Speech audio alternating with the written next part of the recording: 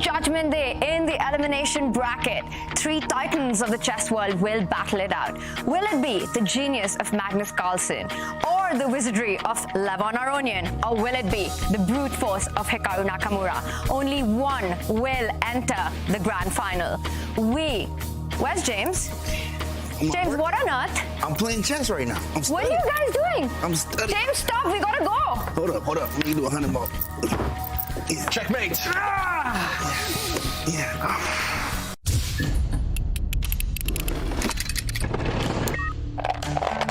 How on earth does he save this position? Wow, Magnus just widening his eyes. They're shocked by this last decision. He is showing no fear whatsoever.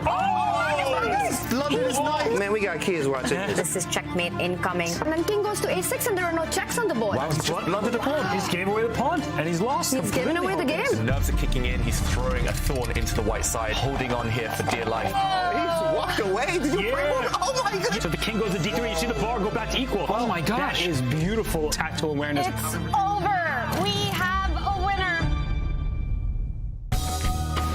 We've had fantastic chess and so much fun at the Chessable Masters. Today, the players will be on their A game, and we'll make sure you don't miss any of the action. In the studio, calling it out, Grandmaster David Howell, FIDE Master James Canty. Let's go. And Grandmaster Robert Hess.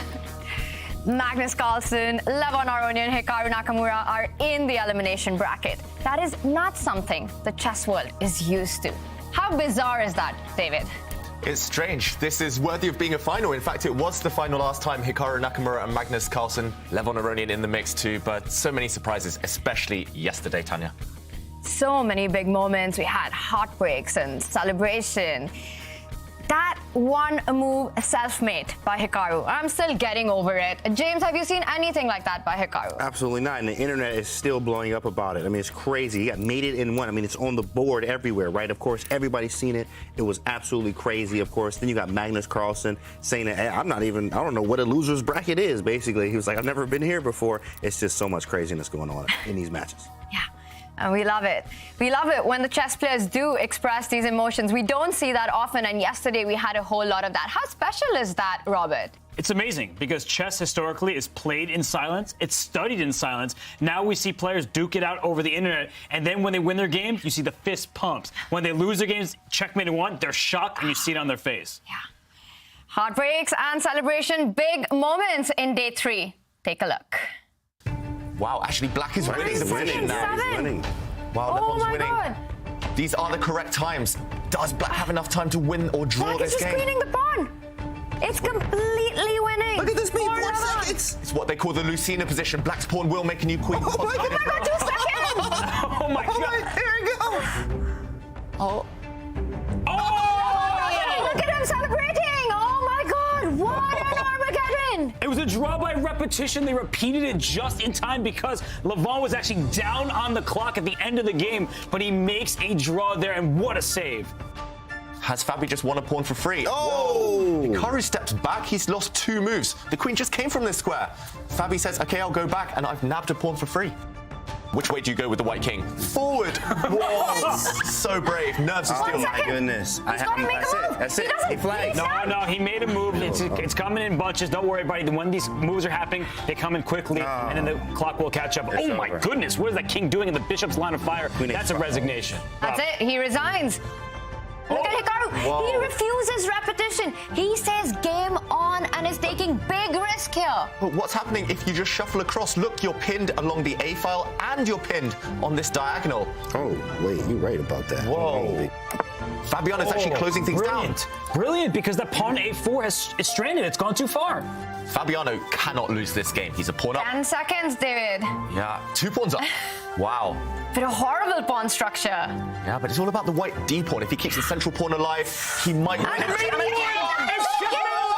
oh my God! You said they don't blunder checkmate in one, and then Hikaru immediately does. You commentator's curse. A hung mate, one-move bro. checkmate, and that hung mate. is going to cost Hikaru the whole match. Wow, a lot of excitement and drama there, and this is on the menu for the day. How much risk are the players willing to take on day 4 of the Chessable Masters? We see there in our losers semi-final, this will be our first matchup with Magnus Carlsen taking on Levon Aronian. And on the other side of that matchup is Hikaru Nakamura waiting for the winner to take him on in the losers final. One player who's taking it easy, he's chilling today, is Fabiano Caruana. James, how much of an advantage is it for Fabi to get this rest in before the grand final? I think it's a huge advantage for Fabi. I mean, Fabi's able to rest his mind and his body as he was trying to rest. You know, he's been lifting weights lately, right? So a little bit of rest there is always good. He gets to watch the games, check everything, see what they're playing, maybe some Armageddons, maybe some things go through his brain. But of course, that mental rest is very important because it starts in the mental. It starts right in the mind. Yeah, so important to get that rest in. But one player who's got no time to rest because he's been in the elimination bracket since day 1 after losing to Vladislav Artemiev is world champion Magnus Carlsen, and he is the reigning Champions Chess Tour champion. He's of course been on fire after losing that game 1. He did mention that his match against Wesley yesterday was the best day that he's had on the tour so far. I still feel that he hasn't shown his best yet. David, what do you think about his play so far? Yeah, first of all, what a CV that is. But you're right, Tanya. He didn't start at his best, especially day 1, losing to Artemiev. It feels like he's needed time to warm up, but he is moving through the gears now. Magnus getting better day by day, and that's a scary prospect for Levon Aronian. It certainly is dangerous for Levon, because if Magnus Carlsen has not been at his peak, and yet he dismantled Wesley So yesterday, I feel for Levon, it's going to be a scary day for him. Yeah, absolutely. It's going to be very, that's I'm thinking back on it, right? It's going to be scary because Magnus, the first day, that was just a Magnus we've never seen before. Like, Magnus, what are you doing, right? Then, of course, he comes and just destroys Wesley while he's eating nonchalantly, doing his laundry in the back, right? Still beating Wesley, right? And now, today, if he's even stronger, it's going to be a problem for LeBron Aronian. But Aronian, I'm sure, got something up his sleeve for today. Yeah. Well, the 15-time world champion will be 15. What kind of a number is that? That's absolutely insane. But he has got his stars cut up as he is facing another stalwart. He will be playing against Levon Aronian. And what a fighter, one of the most creative players of the modern generation. He is a former World Cup winner. Robert, what will it take for Levon to get by today? Well, Levon Aronian is a history maker. He has won the World Cup twice, the only player to do so. He's the 4th highest rated peak rating in history. He's won the Olympiad 3 times for Armenia. We couldn't list all of his accomplishments on this brief graphic. So for Levon, he is a maestro. He loves the flair of the game, and he's taken down Magnus many times before. He can do it again today. Yeah, in fact, Magnus is on record. He said in interviews in the past, nobody has outplayed him more in chess than Levon Aronian. So he is capable. Levon's been there, beaten him, but he needs to bring his A game today.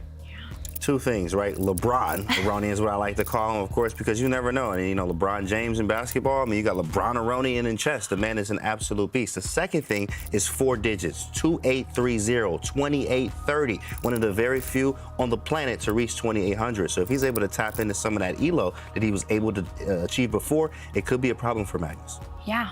Only 14 players so far in the history of the game have crossed the 2,800 mark. Levon Aronian is one of them. This is just how strong the Champions Chess Tour is, featuring the very best players in the world. We are in the second leg of the tour.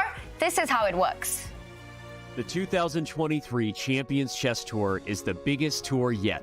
With a thrilling, brand new format and $2 million in prizes, it's the richest online tournament of all time. The tour begins with 6 elite events taking place between February and September. Each event features an open qualification system with qualifiers and play-ins locking in 56 players to the main events. There, players are grouped into 3 divisions and compete for $235,000 in prizes each time. Victory in Division 1 in any of the 6 events secures a spot directly to the 8-player Champions Chess Tour playoffs in December. Players will also accumulate tour leaderboard points across the 6 events, competing for another $100,000 in prize money, and the unsecured playoff spots will go directly to the top leaderboard finishers. At the end of the year, we have 2 weeks of incredible chess, beginning with the playoffs, from which just 4 players will advance to the Champions Chess Tour finals, to a single elimination bracket, which will ultimately determine our champion. Together, the playoffs and finals feature a whopping $500,000 in prizes. There can only be one.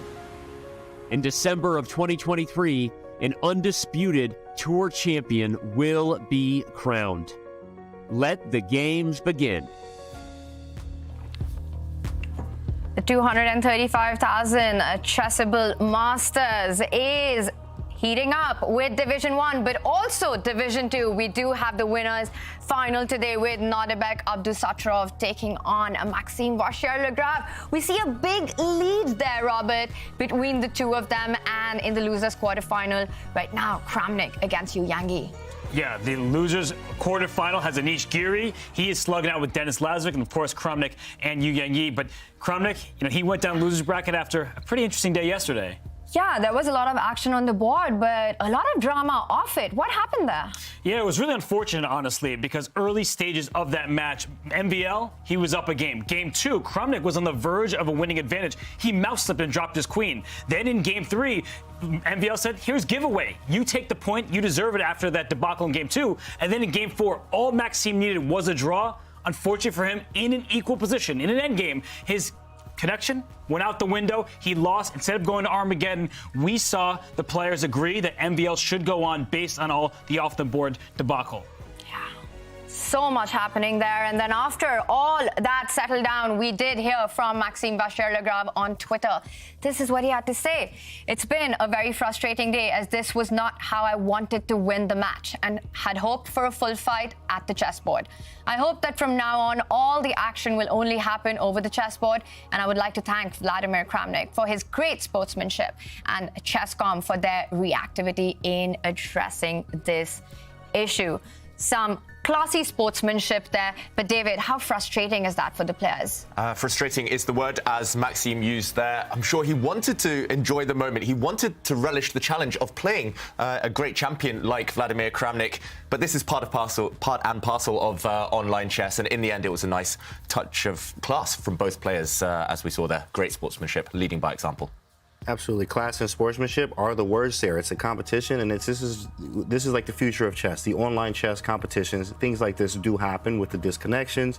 And of course, just it's hanging queens, mouse slipping, things like that. It hurts that happens, but it is part of it. And the good thing is that they were, came to agreement there, great sportsmanship. And at the end of the day, people were able to pass through. And, even though he lost, that was Kramnik losing, no problem there, of course. Hopefully good karma comes to him, and then he can make it through and at the end of the day. So. Yeah. Pretty good. I love that. I love that positive note there. And we also have action on in Division 3, where there are tour points as well as, of course, prize money at stake. And the grand final will be between Armin Tabatabai and Alexis Serrano. Alexis Serrano, we saw him in Division 1 of the Athens Masters. This is just a testament of how strong Chessable Masters is.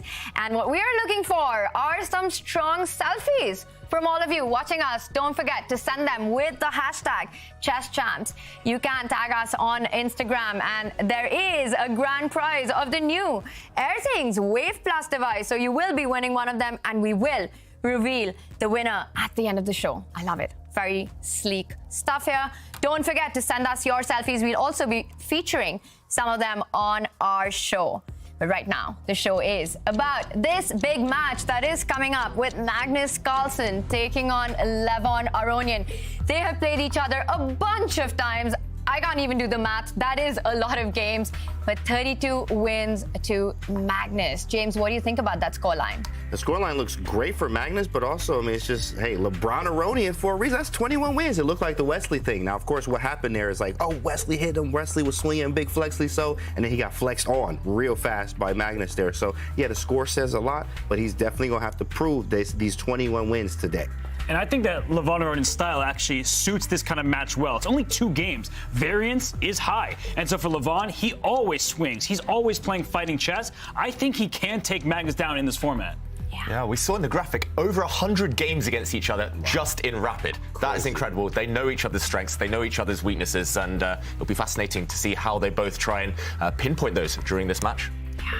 It is going to be about keeping your nerves in control when we will have time scrambles in those big clutch moments. These are the regulations of the losers bracket. They will be playing a best of 2 match. So the first player to get 1.5 points wins the match. They will have 15 minutes on the clock with a 3-second increment. In case of a tie, we will see the bidding Armageddon. But before that, it is a best of 2. The clocks are ticking, which means we are about to lift off. What, Robert, are you expecting in the openings here? Oh, that's a good question from Levon Aronian. Typically a D4 player, but in recent years, he's playing 1E4, and he was always touted to be a player who plays D4 like he's playing E4, so he likes to mix it up. Yeah. And Magnus had some really nice opening surprises there, going for this aggressive pawn sacrifices against Wesley.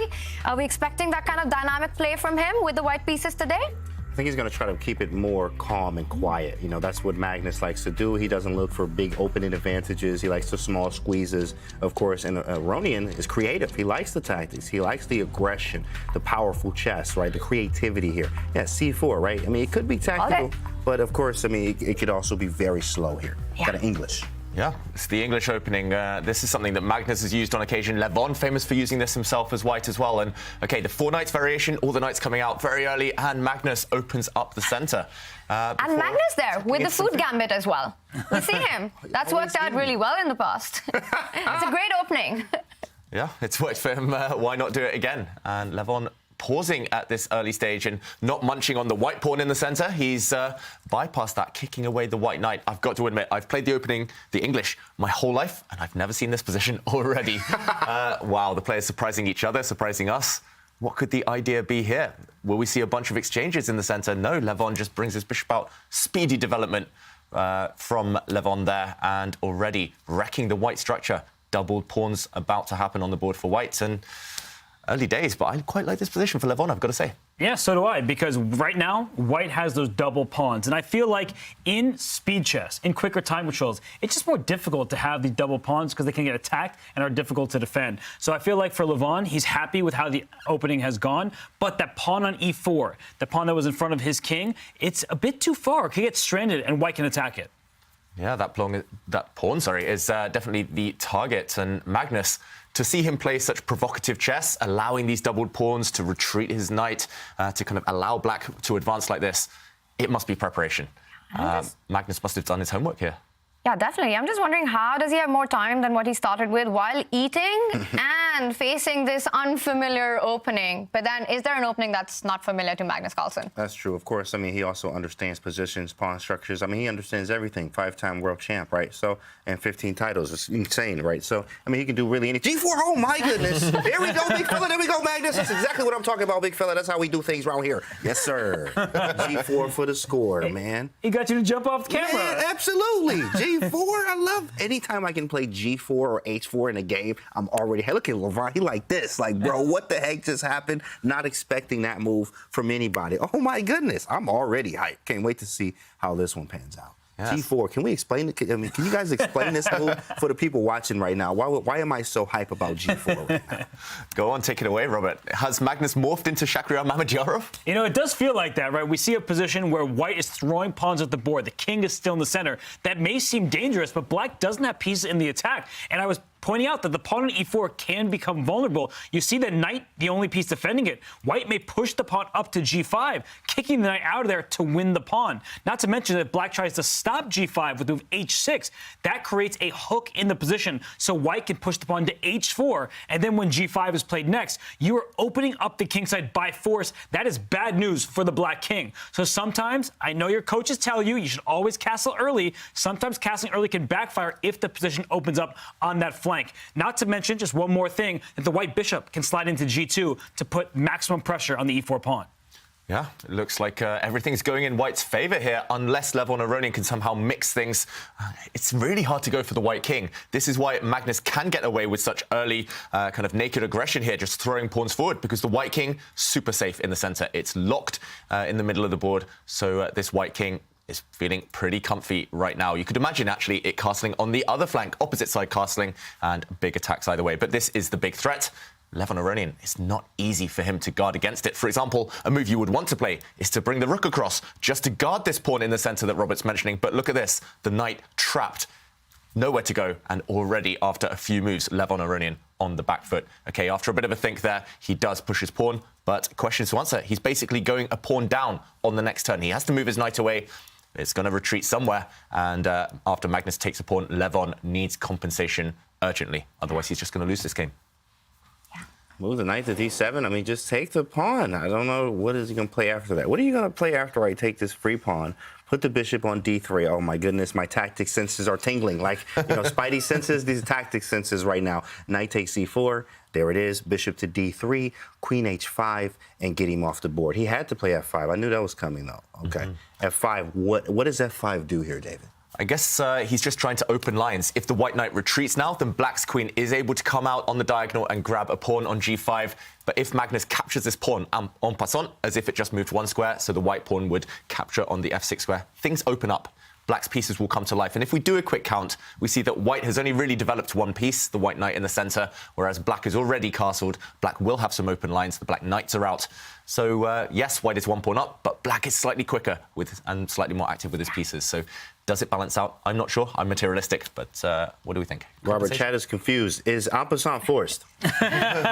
No, this isn't checkers. You don't have to take. Okay. That's a different game. Okay. But I actually think that en passant is the likeliest move. It's just very, very dangerous because if you take this pawn en passant, as Magnus just did, then black will take back with the knight, and lines are opening up. I keep saying this. When you drop a pawn, maybe it's a blunder, the good news is you have open files for your rooks. And here, the black rook on f8, the queen will join the party. The white king is sitting in the center. It's not very pretty. You have not developed your pieces, and Magnus moved his knight back to g3, so he's moving the same piece multiple times. He's lacking in development. The eval bar approves, but perhaps Levon Aronian likes the initiative here.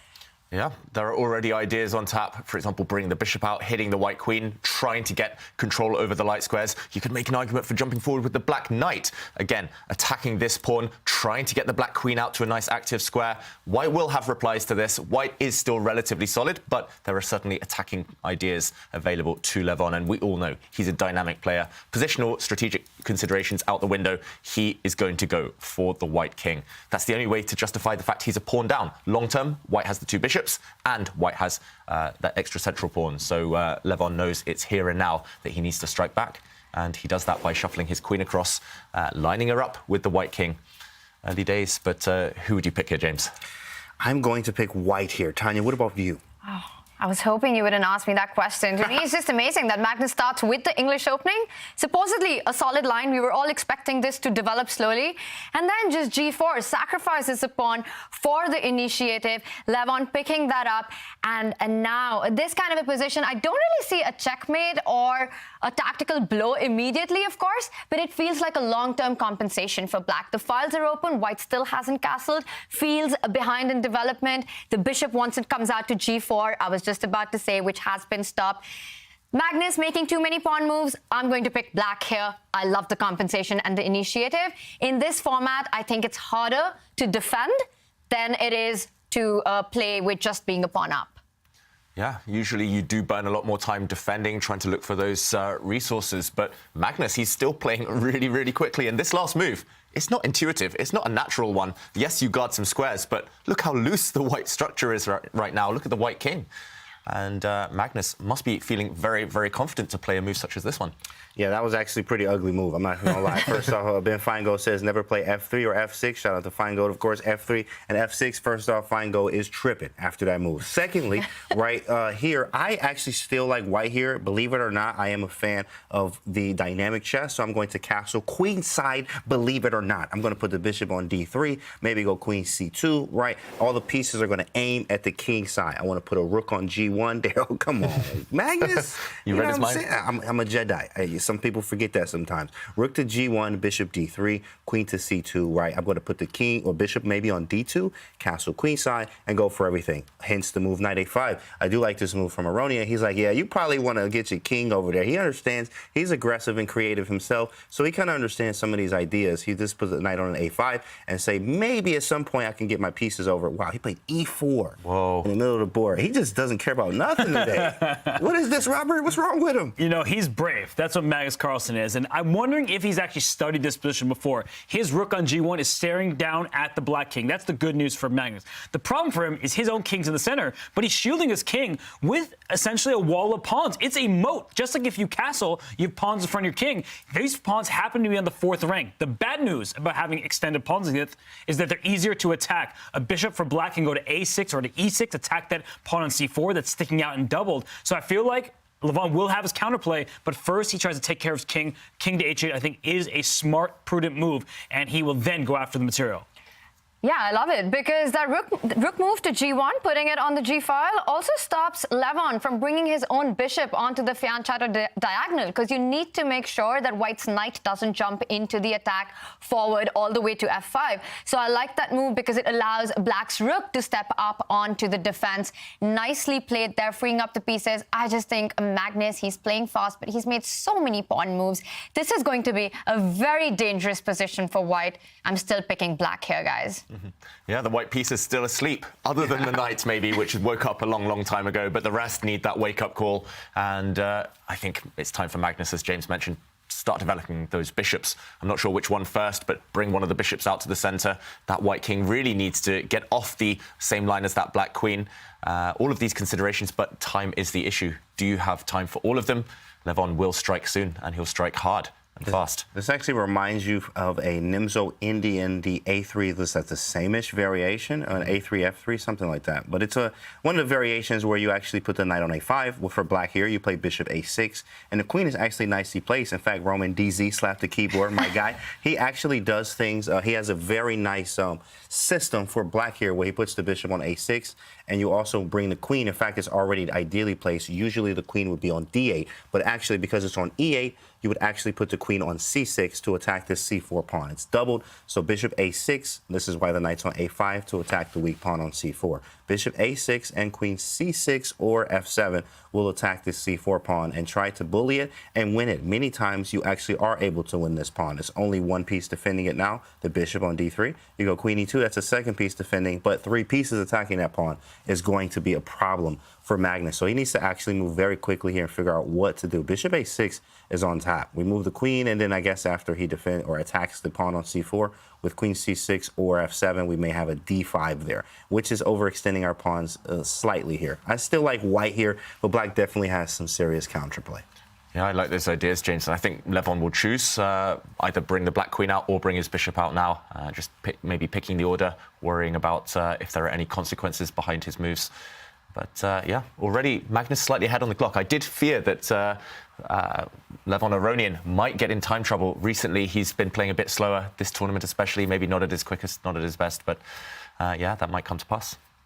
Yeah, I'm still surprised looking at this position. I'm just wondering if Magnus is more distracted with the food than he should be, because this is insane. I mean, if we didn't tell anyone who are the 2 players playing here and played a little guess the ELO game, Robert, just with the king in the center, the pawns advanced, no development, It's the only good thing for white is that it's Magnus playing white. And now knight's on the rim. So Levon's joining the party, right? He's like, you're eating, leave some leftovers for me. I want that cake too. And he's putting both of his knights on the rim. So they're breaking all the principles your coaches teach you. So listen to your coaches, everybody. Do as they say. None of these players do. They're so high level, they can do this thing. But it makes sense here because the rook on f8 for black after castling is on an open file. The knight moves out the way. There are some vulnerable squares in the position. That knight may jump into f4, forcing the dark square bishop off the board. Remember, white is up a pawn, so where is black's compensation going to come from? It's going to come from the fact that black's king is tucked in the corner, probably a little bit safer, and white will have these weak pawns, as James was pointing out,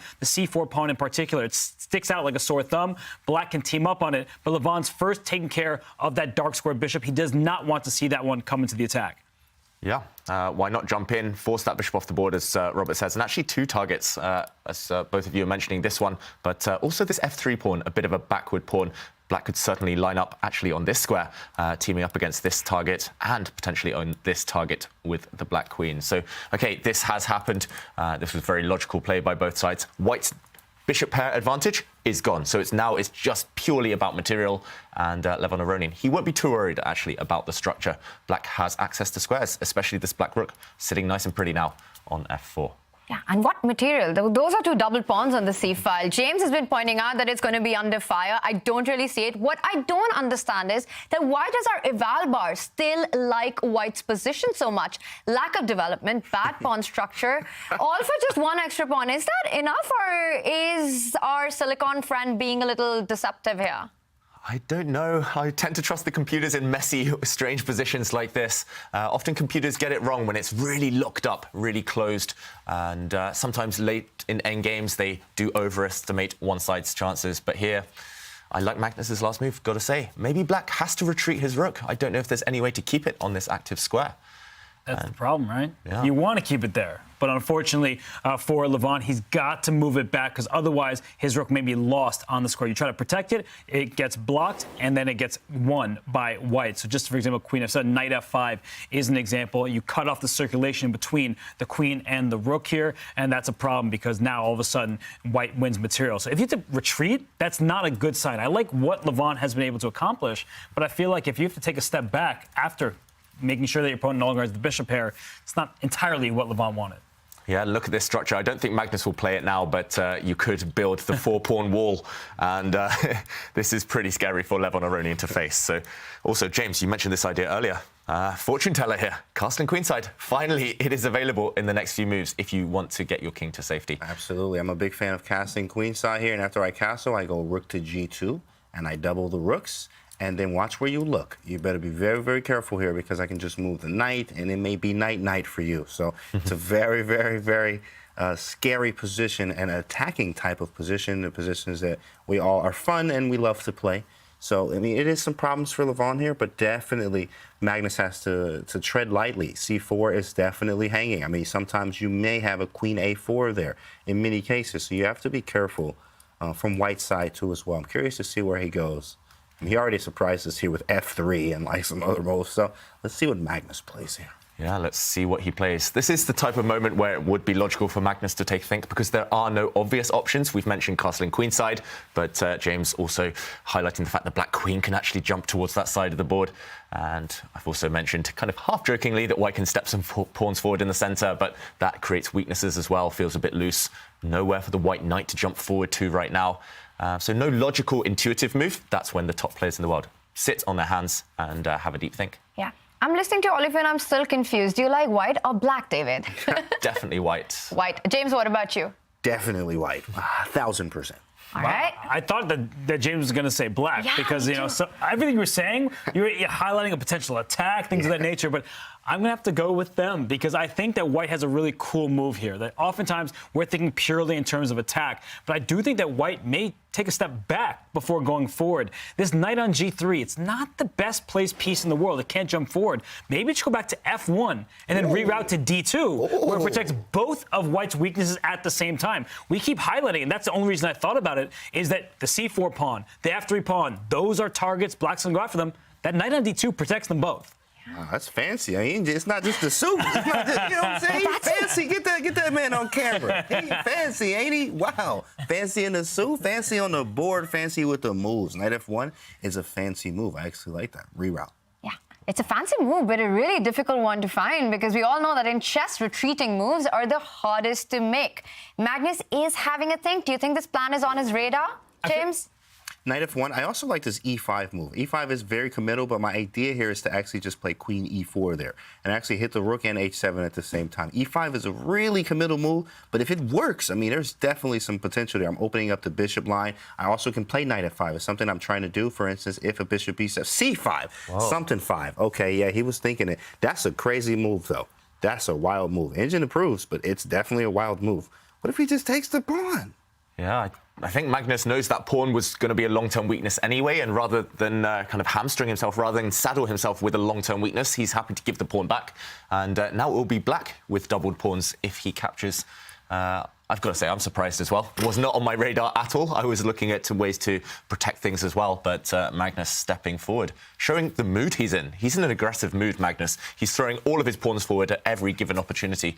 And you're right, James. What's the reply if black just snaps that one off the board? Especially with the B pawn. BC5, it opens up the B file. Now, casting queen side, you're going to have to watch. I mean, you about to block with your whole face. If you castle queen side, rook B8, I mean, you might get mated, real quick. So that's very scary. So I'm not sure what he has in mind after BC5, which is now on the board. Yeah, strange to play C5. Your opponent kind of takes the pawn you've just offered and then start to think. Yeah, pretty strange by Magnus. Okay, he recaptures, but now ugly pawns again. And I really don't like the fact that he's given the black queen access to some really nice squares in the center, which is immediately utilized by Levon Aronian. Suddenly, threats have appeared. This pawn under fire, this pawn under fire. And Magnus, is he losing control? It looks like it, yeah. Because when you have not castled your king, why are you opening up the position? Your king is in the center. I think that this was a mistake from Magnus. The evaluation bar suggests that it's not so bad for him. He's still hanging right in this game. But I just don't like the trajectory of the game. At first, Magnus seemed to be the one in control. He forced Levon's rook back, and then he pushed his pawn too soon when his king remains in the center. And now he is backtracking with the knight. And maybe queen d4 next, actually. If he can trade those queens off the board, he will be better. He is up a pawn. Well, then it might be time for black to actually recapture that pawn with his own pawn, taking away that central square that you're talking about so that there's no more queen trade. Can Levon level the material by recapturing on c5? Level Levon. I like it, Tanya. Yes, he can take this pawn. I guess Magnus's idea would now be that he has a pass pawn of his own. Long term, okay, he takes this pawn with his queen, but long term, white does have a passer in the center. So, for example, you could start gaining time, hit the black queen, and as James actually mentioned earlier, push forward, try to start attacking the black king. That's why Levon went for the queen trade. He was too scared of this continuation, and in this position, he simply took with his queen instead. And now we see a structure like this one. Black has these ugly doubled c-pawns. White has a passer long term, but can White get his pieces organized? I wouldn't be surprised if Magnus actually uses his king as an active defender. There is a pawn under fire here, under threat, so why not defend it with your king? And we're in the endgame. We know who that favors in terms of strengths and weaknesses. Magnus, endgame maestro. Yeah, the Magnus touch that we keep hearing about. Magnus Carlsen is an absolute beast when it comes to endgames. But in this particular one, Levon looks like he's got his own trumps. That f3 weakness, he can start targeting it. Maybe reroute the knight to the center of the board. Robert, you highlighted it. Knight on the edge, that a5 knight, not liking it. Is that a piece, James, that needs to come back in the action? Absolutely. Of course, from Chessable books, I always like to give you guys those, right? A Grandmaster Preparation, positional play from Jacob Agard, right? What is the worst place piece? Now, of course, when you ask that, it could be a few of them, but definitely the knight on a5, even the rook on a8 is pretty rough too as well. You haven't moved it. The bishop on c8, not really a terrible piece. It has options, but the knight, definitely not one that you need to figure out where do you actually want to put it. It's off sides right now. You also have a weakness on c5, but at least the rook on f8 is active. For black, I do like the idea of moving my king to f2, maybe even moving it to e3, having a very active king here as we approach an endgame here. And even rook g5 at some point is going to attack that c-pawn. So we have to figure out what we want to do. Maybe we move the knight to b7. That's an interesting move. It defends the pawn because black actually is facing a dilemma here. With this c5 pawn, rook g5 is going to be quite annoying. King f2 is on the board. And we're facing a dilemma picking your selfies because you're sending such great ones. Don't forget to keep them coming. We will be revealing the winner of our selfie contest. Use the hashtag ChessChamps and you could win this very cool new black Air Things device. So keep those selfies coming. We will be featuring them on our show. Yeah, and I've got to say, I'm really surprised. I like White's position. I think White has the better pawn structure. But a few minutes ago, we saw Stockfish, the engine suggestions, and it gave White a +2 advantage. +2? +2. That feels huge. From where? What part was +2? King F2 apparently King F2 gives a +2. massive advantage Wow. for White. And we see the evaluation bar heading up so drastically. And James, you mentioned some of the ideas for White. Bring the White King to the center, bring the White Rook up on the G-file. Maybe it's just a combination of those. Long-term, Black struggling. Wow. I'm surprised it's that big, I've got to say, that advantage. But Black has nothing to attack. That's part of the problem here, is that the one weakness, the king, just protected. This is an endgame. Use your king to your advantage. Don't just hide it away like you have to do with queens on the board. The king will slink forward up to E3. It'll protect everything. And at some point, White does have a clear passed pawn in the center. And James pointed out a great idea for White as well. Rook to G5, hitting the pawn along the 5th rank. And then you can double your rooks in the G-file and launch an attack. So White actually has the safer king, even though it's more out in the open. And I think that Black has a lot to deal with. And there we go. Magnus puts that move on the board. He hits this weak pawn. Levon Aronian reacts with a counter threat, hitting the loose white bishop. But I'm expecting Magnus now to go for that idea. Okay, he doesn't bring his king into the center. He moves his bishop out the way. So still this pawn in the firing line. How can Levon Aronian get some counterplay? The evaluation bar did drop slightly, so maybe this bishop not that well placed on b5 for White. Feels like it is a target. Black can kick it away at some point with a pawn. Maybe some counterplay. The White Rook, sorry, not the White Rook, the White King, now no longer covering an infiltration by the Black Rook. And, okay, that's why I was skeptical originally. It didn't feel like that dominant a position for White. It feels like you can still lose control if you're not careful, and Levon Aronian will try and work some kind of magic, some kind of chaos into this endgame. It's not going to be as one-sided as the earlier evaluation might suggest. Practical chances. I mean, practical chances, meaning, you know, you're playing a human here. Well, Magnus feels like he's half a human, right? But at the same time, of course, these guys are extremely strong here, and he's creating threats, him meaning Magnus, doing great things. I mean, you can double the rooks here. King E3 definitely is looking good, too, as well. I mean, what does Aronian even do about the C5 pawn? Do we push past, maybe play C4, but then that opens up the D4 square for the knight there. C5 is actually hanging. I did mention knight B7, but that's probably why he played bishop B5. So you can go bishop C6 or A6 now to attack this knight, and that's defending the pawn on C5. Yeah, it's looking difficult. Levon Aronian 1.5 minutes down on the clock as well. Maybe we can bring back those computer suggestions. How can Black minimize the damage? Or how can Black at least ask some questions to Magnus Carlsen? I don't really see his kind of strong, convincing move here, I've got to admit. If the Black Rook does come down to the second rank, the White King's going to kick it. And wow, only one move keeps the advantage, White's advantage, at manageable proportions. Pawn to A6, Robert. Of course, obvious. Yeah, obviously, right? No, A6 is actually a wonderful idea, one that was not on any of our radars. We all looked at each other here like, what? But it makes perfect sense once the engine suggests it, because if White is to take the pawn on A6, that opens up a line for the Black Rook. The Rook shifts back to its starting square on A8. The bishop moves back to B5. The knight comes into B3, taking advantage of the fact that the pawn on A2 is pinned, because if you take the knight, you lose your rook. And that would not be good. And even there, actually, it says that White is still slightly better. But if you move your rook away instead of taking the knight, then the Black Rook infiltrates, and that knight on B3 protects the C5 pawn as well. So there are tactics everywhere. The knight can come into D2 to win the F3 pawn.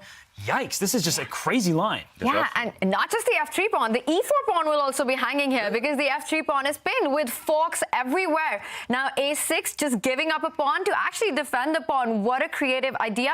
But if there's one player who can find it, it is Levon Aronian. He is thinking currently in the position. He's burnt the clock, and he does it! He does it!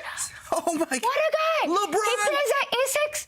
LeBron Aronian. I think we know what the half everything else is. Half Stockfish. Stockfish, boy, you better get him checked. And it's on the board, Robert. It is on the board. The rook on the A file. This is fire. Is Magnus Carlsen going to go into a think tank right now? How difficult is this for White? I think the shock value is enormous here. Magnus will not have had this on his radar when he first brought his bishop over to b5, and just genius from Levon Aronian. Amazing, creative, active defense. That's the key. And now, Robert, you predicted it. That black knight on the board, hitting that white rook in the corner. Black has counterplay. The momentum is on black's side. Ignore the evaluation bar. This one, anything can happen now. And it's one of the biggest compliments people give Levon Aronian is he is able to solve technical tasks tactically. And that's what he just did. His position looked bad. His structure was ugly. These doubled isolated pawns on the c file and isolated a pawn. He says, here, take it. I'm going to jettison that pawn to open up lines for my pieces. He wants the tactics to get going. He wants active play rather than passive defense. And right now the rook moves. He could take this pawn on a2. Actually, I'm not sure why the evaluation bar is so heavily in white's favor. Yeah, Black's suddenly getting counterplay, but Magnus seems unperturbed. Yeah, just calmly centralizing his king, calmly centralizing all of his pieces. There's a nice little diamond formation in the center there with white's pawns, bishop, knight, and the white king, safe as houses in the middle of the board. So, yeah, this one maybe still favoring white objectively, but it needed Magnus to keep that calm head. A lesser mortal like me would have been panicking. I would have seen Levon's move. I would have thought, oh my gosh, I've blundered. It's turned around. But Magnus keeping calm, moving quickly. That's the more important factor. Levon down to 1 minute. Can he keep the tricks coming? Can he keep finding those dynamic ideas to test Magnus? Well, two things here I think that are wrong with LeBron's position. One is the time. Okay, the time, you have to use it as a piece here. You can't be down that much time. It's almost the same thing with Hikaru. You down a lot of time on Hikaru, it's not going to end well, right? Same thing with Magnus. It usually doesn't end well. He's down a lot of time here. Number two here is after he made all of this play, right? A6 was great. We got the rook to A2. Now what, right, is the problem. It's like, now what do I do? The knight is kind of strange over here on b3. I have no squares, actually, especially after king e3. Okay, it is defending my c5 pawn, right? But, of course, white still has the pass pawn. I can now play f4, f5, get these pawns rolling. I can double the rooks, and really, my king, bishop, and knight are just chilling. They're just kind of chilling right there. Maybe you could play c4 at some point as black here, pawn to c4. We back the bishop up and attack the rook, right? But we still, I mean, we have tempi, rook to g1. We still can play f4, f5, and it feels like there's something for white in every position. Levon took so much time there. Oh, wow, he got 15 seconds. What did he play? H6? Just a little move on the king side, attacking the rook. But Levon Aronian is down to 14 seconds. Rook e5 attacks the bishop, falls back. Things are getting tricky for black, not just on the board, but the clock. Yeah, it feels like Levon is actually the one panicking here. It's inconsistent to kind of play such active chess on one side of the board, then take a timeout with a quiet move on the other flank. But yeah, that 3-minute advantage, that might be even more decisive than white's advantage. Now, that's a big pin. Yeah, that's a big pin. If you sidestep with the king, maybe he's thinking about an exchange sacrifice on f7 and bring that bishop on the diagonal. That could be brutal for black. So maybe that was an only move to stop that bishop c4 idea that Tanya was talking about. But this drops the pawn. That knight was doing a very important defensive task. It goes back to the rim. We keep talking about how dim it is over there. And c6. Now the knight again is saddled to the defense of a pawn. White a clean pawn up now and with the advantage. And Magnus, Levon, not Magnus. Levon shaking his head there. He's not happy with this. That knight on a5 has been a big problem in his position. It continues to stay so. And now it is Magnus Carlsen who does have the extra pawn and a lot of extra time on the clock. Will Levon be able to hold this one? No. Yeah, it ain't looking good here. Especially, I mean, after a move like h4, how slow of that is. I mean, that's just, you got so many moves, and he just plays h4, stopping g5. That's tough. I mean, you got a lot of things to think about here. I only have a few seconds left. He is literally about to flag 2. Well, okay, yeah, he made that with 2 seconds on the clock. Trick from Levon Aronian. He throws in a check. If this knight is captured by the white bishop, black's rook is actually on the third rank, going to come and take a pawn with check, attacking multiple pieces. Magnus, I think, must have missed this trick. Levon really resourceful. He played this move with 2 seconds on his clock. But the problem is, Magnus can just capture this knight. And if we do a quick count at the very end here, after this bishop retreat, white has a knight and bishop for black's rook. Not just that, white's central pawn is going to start marching forward very shortly. So knight and bishop versus rook is a small material advantage, but also there's 2 versus 1, and that should be enough to win this game for Magnus. Still some work to be done there. Unfortunately, those pins, we see a pin along the third rank towards the white king, and now a pin along the d file towards all of white's pieces, but you can't maximize it. There's no pressure to continue putting on these pieces. White will step out of the pin in the near future. You have to be careful, as David was saying, but even pushing your pawn forward at this point seems to be a good way to cause black enough problems, and then you continue marching that pawn forward. Black will not be able to exert more pressure and win a piece. Yep. Anytime the black pawn steps forward to kick away this white knight will move with tempo. For example, it can kick away this black rook and land itself now on a beautiful square. Just, blocking everything, creating threats of their own with knight forks, and this one should be game over. Magnus just needs a few accurate moves. This is the current position. We're all expecting him here to step his pawn forward. No, he drops his knight back instead, but this pawn forward will come later. Magnus just holding things. All you need to do is avoid any tricks against your bishop to do with these pins. Levon shaking his head yet again. Should be over soon.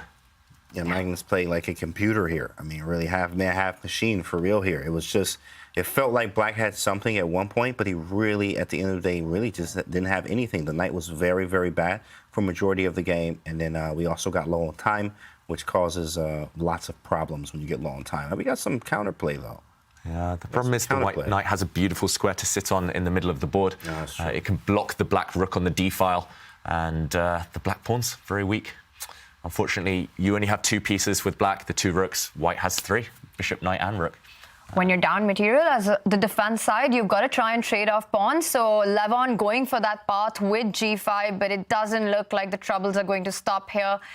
Is Magnus going to take this one? Because if he does, that means that he would need just a draw to clinch the match and face Hikaru.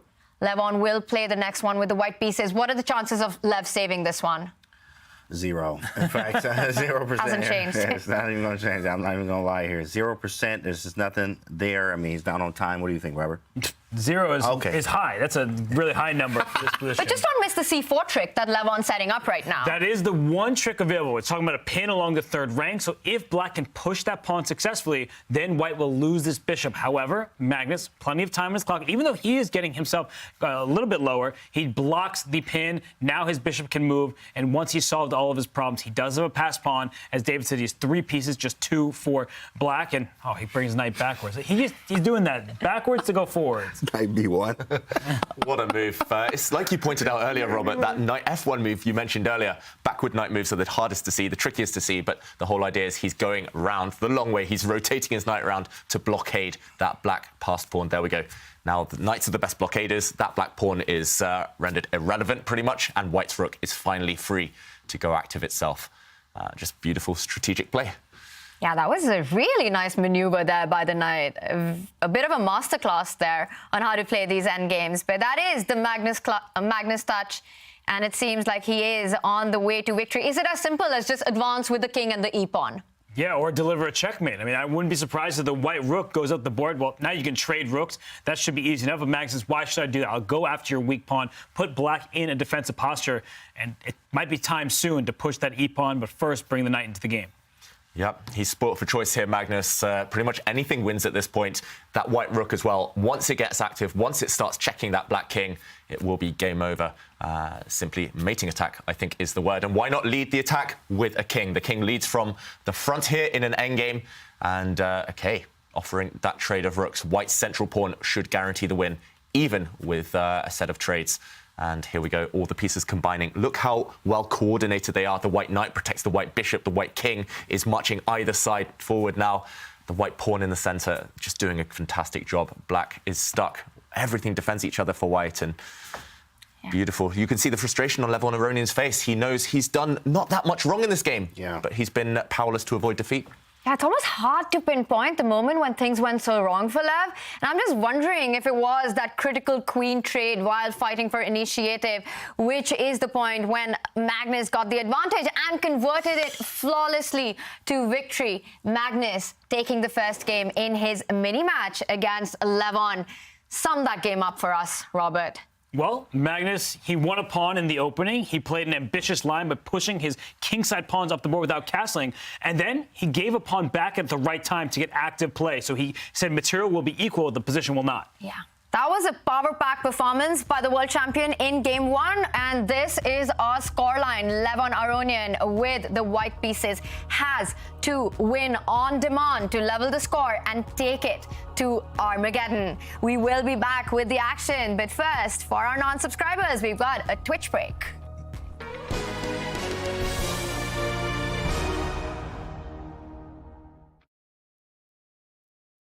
Welcome everybody. My name is Jan Nepomniachtchi, former world chess champion. Are starting a new course here for Chessable. A very special Chessable course. Master your chess with Judith Bolger. You know what? I learned a lot.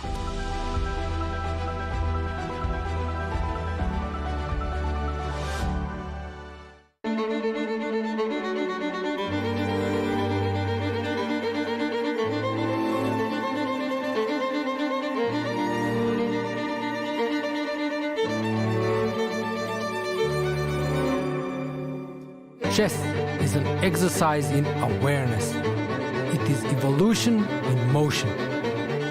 I evolved. This is where I am today. I like the feeling of strength that the pawn on d5 gives me. It feels like building a castle, a fortress. Pawn goes to d5. It is supported by its brother on c6. Knight comes to f6 for more stability. Bishop goes out to f5 as a guard outside the gates. Eventually, the pawn on e6 forms the triangle for the safest pawn structure in the center. It gives me confidence for the upcoming battle. This is the Chebanenko Slav.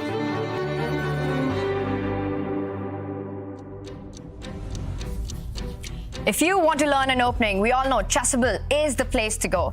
But what if you want to find out what openings to learn? Chessable is now here for that too. Find the openings best suited for your playing style using their new quiz. Whether you want to be a booked-up positional grinder or an unorthodox tactical wizard, Chessable has all the answers.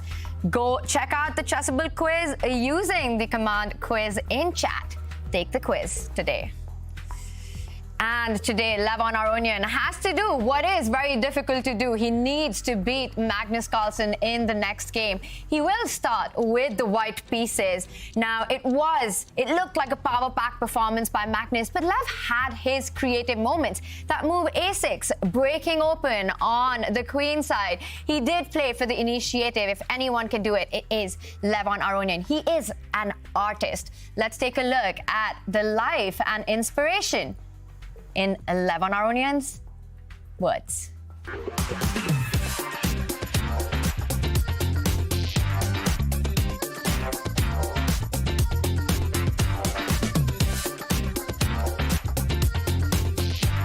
T-shirt from the movie Coming to America, and it's kind of symbolic that I'm coming to America, becoming part of this country. Together with his girlfriend, Levon Aronian has moved into his new home next door to the chess club in St. Louis, USA. He was first introduced to chess by his sister at 8 years old in Armenia. Since then, he's come a long way. She taught me to play chess because she said, okay, you're too annoying, here, do something. And then, then I fell in love with the game. Levon had an incredible natural talent for chess, and at only 10 years old, the family became dependent on him to get food on the table. Because of the fall of Soviet Union and a lot of problems in Armenia, my father and my mother, they were not earning anything really. So I was earning the money by getting sponsors. His parents sacrificed a lot during the 1990s. Life was hard in Armenia back then, so Levon's success as a chess player was their only hope. Back in the day, okay, I did have some sponsors, but I knew that if I travel to one tournament and if I don't play well, I cannot play any more tournaments. And in order to secure myself, which was of course foolish of me, at the age of 15 I would play blitz at nights. You know, just to earn some money on the side, you know, because for amateurs of different countries, I think this $5 a game was nothing. But for me, $5 was a huge amount of money. You can see I'm a popular person in St. Louis. I feel very welcomed here, and also the people at the club and everybody that is working for the club are very welcoming. So Levon Aronian is one of the most loved personalities in the chess world, but he's not loving his situation right now against Magnus Carlsen in the losers semi-finals, as he has to win on demand. He does start with the white pieces. How does he do this, James? What does Levon have to do in this one? He beat him before, beat him again. Exactly. E4, best by test. Swing it, and you got a Karol Khan. Okay, now Karol Kaniski here. We're about to swing on him. Okay, there's a lot of ways that you can swing at the Karol Khan, pan off Botvinnik, right? You can go E5. Of course, Geary got the new part 1, so hopefully he was digging in some Chessable there. See, there we go. Pan off Botvinnik. Let's go. Let's see what we got. Now you take twice and play D4. Oh yeah, I know these. So you can play D4 right now. Yep. Let's see what we got. It's nice. I like this. What you think? I love it. I used to play this all the time when I was young. And I will point out, Magnus's score with the Karol Khan is much lower than his score with E5 and C5. So maybe not his best scoring opening statistically. Can Levon take advantage? Okay, he's playing this variation. James, is this in your repertoire? Absolutely, of course. In fact, you know, come on, you know, I know Chessable like an encyclopedia, guys. You can actually get the pen off Botvinnik by, I think it's Sam Collins, if I'm not familiar, if I'm correct there. But Sam Collins, actually, pen off Botvinnik, you can just search it on Chessable. Very strong. I actually have some very nice wins with this, OTB and online with this. Now, of course, Erwin LME has a very nice response. I'm giving out too much right now. Y'all gonna have to send. I'll give you my PayPal chat, okay? But I'm giving out too much. But Erwin has a very nice antidote to this, the way that he plays it, but it's very theoretical, and it goes like 25 moves deep. So it's very deep theory here, but there's a very nice antidote with this. It actually is just bishop to G4. That's it for black. And then you go down a very theoretical line. Also, Grishik has a P-sack line that I actually use very nice here. He plays A6. That actually comes from Krzysztof Selecki's course. So this one, I'm giving out too much, okay? I'm gonna send y'all my PayPal. But A6 comes from Selecki's course. This one is not played as much, to say the least. Oh, I'm so annoyed at myself. About 1 minute ago, I was going to say Magnus is definitely going to play A6 here. He's played it before online hundreds of times. And then he does it. I would have looked like a prophet. I would have looked like a Jedi myself, James. A Jedi. You are a Jedi, David. You Look are at a this Jedi. Instagram snap that we got here, right? Look at this. What did Mars say the GM has? Hesami Mario. I mean, come on. That is great. He got to win. Yeah, that one wins. You know, I usually ignore this social media stuff chat, but that one's good, right? Robert's got his vote in on this one. That's the one he's picking. Well, we will reveal a winner at the end of the show, so keep those photos coming. David, you mentioned that Magnus doesn't have a great score with the Karol.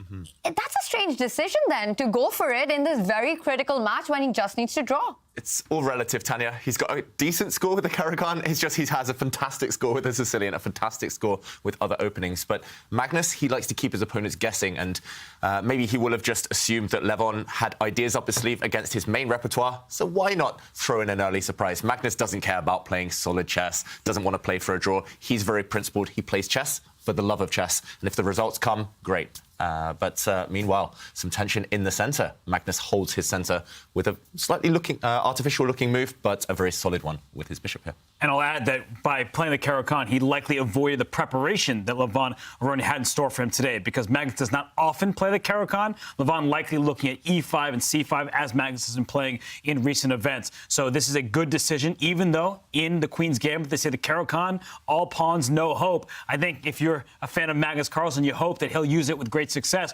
because his position looks weird with that bishop in front of his king's pawn. Yeah, a very odd-placed bishop. We should just point this one out. And you can't get carried away here. There is a trap. This bishop looking very odd. If you get greedy now and take a pawn, it looks like, oh, you've won a free pawn. You're defending this one with your bishop too. But the knight, a key defender, will be removed forcibly here. You take this knight, and unfortunately for black, suddenly, the placement of this bishop and the placement of this knight comes back to bite you. This is a fork, a double attack, and you will lose one of these two pieces next move. So Magnus, I'm pretty sure his idea is to actually develop this bishop a different route, just by pushing his pawn forward, playing the move G6, and fianchettoing this piece. That tends to be the idea here, and just as I say it, he plays it. Once the bishop gets out, once black gets castle to safety, then you can decide how to release the tension in the center. There you have it, David, your prophet moment. It's here, G6, you said it, Magnus going for development. And how do you see white proceeding? Because very often white also delays the development of the F1 bishop. But is it time now to look at getting the king to safety? Need to do something. It was H4 for the score. I mean, when you see I love it. G6, I mean, you just play H4. That's automatic. You see that with the neural network engines now, and you play H4 all the time. You don't even know what's next. You just play H4 because you can do it, right? So H4 is very strong. I think I actually had an OTB game like this that I was actually winning. Unfortunately, I ended up losing the game in the endgame there because I just blundered something back. It was a long time ago. But H4, I think, is a very nice move here. I think Queen B3 you can actually get away with, too. It's a very tricky move there, Queen B3. And if Knight A5, you go Queen A4. There's some tricks through here. But I think H4 is really nice here. You also could play C5, too, as well, kind of release a little bit of the tension here. Maybe Bishop E2, that's the quiet way of doing it. But LeBron should not be quiet here right now because he definitely needs to go, I think, maybe all out here. H4 it's not too committal. It definitely is annoying, and you want H5 at some point here. But, I think Magnus might just play Bishop G7 anyway here. We're just going to have to figure out what we have to do afterwards. Do we take? Do we play H5, sack the exchange? It's not enough there yet. So we just have to see what happens. But I definitely like the H4 move. What about you, Robert? Yeah, no, I'm curious to see what's going to happen here, but we do have some results in the books, not in this division because this is the only match underway, but there is a winner in Division 3, and it is Amin Tabatabai. Wow. The Grandmaster from Iran takes $5,000 and the division title here in the Chessable Masters. Congratulations to him. Big fella. Wow. And what a performance. He took down Alexei Sarana, a really difficult, formidable opponent. So congratulations to Amin. Coming back to this position, James, you mentioned H4. Is it one of those moves where Tal would say, go H4, think later? Well, of course, grandfather Tal always says, if you can see the resemblance, that is my grandfather, absolutely. H4 for the score. He also said, sack first, think later, right? So, of course, we do want to sacrifice some material here. I actually recommend, of course, Life and Games of Tal, which is on Chessable, of course. It is a Chessable. I know I'm going to know, right? It is a Chessable course. You also can get the hard copy, too, as well. But the Chessable course with Simon Williams actually going through it, of course. Who's better to do it than Simon, right? Aggressive chess himself, too. I highly recommend you get it and get in the right mindset of, like, attacking chess. Life and Games of Tal, and also the new book out, Fire on the Board, by Shiroff, is now on Chessable, too, as well. I think Levon's frustrated here. Yeah. He's spending a bunch of time. He came into this game hoping to get an aggressive play. You called for the Botvinnik. He went for it. But this position from the black side, it looks really weird. There's a bishop in front of the king's pawn. The kind of legends of the game from a century ago would look at this position and roll their eyes like, this is a Potzer. What is this Magnus Carlsen doing with his bishop on E6? But it works out because the center is well defended. And not just that white center could be under attack. When you push your pawns forward, that leaves some squares and your pawns behind. The D4 pawn, for example, cannot be defended by another pawn, and that could be an issue later in the game for Levon Aronian. Yeah, for sure. I completely agree. This is modern chess at its finest. You would never have seen this type of idea years ago. But Magnus, he studied this clearly with engines. He's been playing this, when I was researching for playing him recently, he's been playing this setup plenty of times. So it does surprise me that Levon Aronian hasn't come prepared. I think he could have predicted this position pretty much on the board if he had studied Magnus's games in the Caro-Kann. But that's why Magnus is such a difficult one to put your finger on, a difficult one to trap in the opening, because he plays everything. And he knows everything so well. Already a 4-minute time advantage almost, and looking promising for black. I'm expecting Levon to castle. He wants to channel his inner Tal, of course, but it's hard in this type of position. Unfortunately, that's why openings are so important. If you don't get your type of position, it's impossible to even initiate an attack. So just get castled Levon and then think later. I think that would be my advice, but easy to say, difficult to do. Big tension in the center in this one. And as I say, it has been fixed. Levon Aronian decides he doesn't want to take any chances with that C4 pawn, pushes it forward to C5. And Magnus jumping in immediately with the knight to the center. I was expecting him to bring the king to safety. Yeah, but he says, why not now? Because knight e4, that he's actually making look at target of the d4 pawn, because that was what I was pointing out. As soon as you push your pawns, you leave some behind. And if white were to take this knight on e4, that would be a huge blunder, because after black takes back, the d4 pawn is Magnus for the taking, and that would not be good news for Levon. So I actually think that Magnus, he's making the right decision. He's getting active while he can before he allows white to just expand on the queen side. Yeah, and difficult dilemma here for Levon Aronian. His bishop is also attacked. His d4 pawn, a clear target. It looks like it's essential now to retreat this bishop, defend that pawn. But now you're passive, and black's bishop here looked like a terrible piece earlier, but watch out for it coming to the g4 square, trading off one of the key defenders of this pawn later. I would expect both sides to castle, but later on the black bishop will use this square, and black will be able to break out in the middle of the board. So looking very nice for Magnus. Levon Aronian retreats his bishop. Black instantly castles. Magnus is hustling on the clock. Both sides have castled now, and I'm looking out for this move, getting rid of the defender of the center.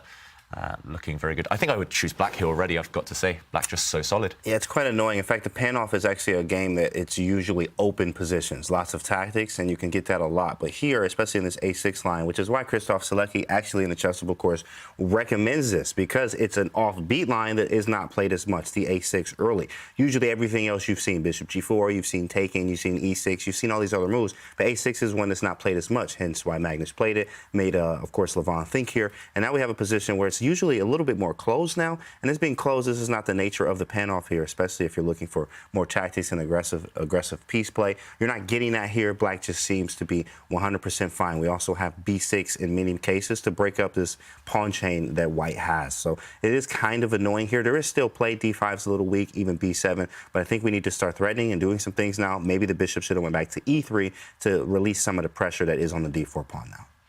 Yeah. Magnus is really piling up the pressure on that central D4 pawn, currently even hinting at picking up one of the defenders. Is a bishop F3 and picking up that pawn a big threat? Does Levon need to handle it right now? I think so, Tanya, especially because he's in a must-win situation. It might not be a winning threat for Black, but it is a threat to liquidate, to trade off pieces and get to safety for Magnus. For example, if Levon kicks this bishop, asks a question, bishop takes knight would happen, and actually here, if you want to play safe, you just take this pawn. You could even more ambitiously defend your knight. Levon's gone in a different direction, but what is this? He's put his knight on the rim. Is he really trying to come and trap this rook in the corner? The rook doesn't have too many safe squares, but he's abandoning his center. What is his idea? Bishop takes knight. Do you have to take with a pawn here? If you take with your bishop, you're simply a pawn down. This white pawn in the center drops, you're defended. I don't see enough compensation. Really surprising stuff.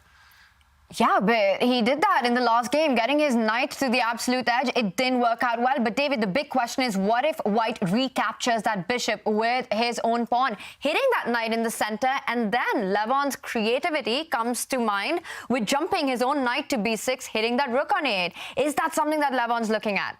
Yeah, we'll find out. This move on the board, and Levon Aronian, he has the decision now. Will he capture back with a pawn? Yes, you kind of trap this rook. It's on a really... OK, he takes with the bishop. I was going to say, here, you do trap this black rook, kind of, but you have such an ugly structure here. These pawns will come back to bite you, to haunt you later on. He takes with the bishop, and he's going down a pawn. His idea is to trap this knight now defended by the bishop. His idea is to try and trap this rook, but I don't see it working out. The rook can simply move, or you can even start striking in the center.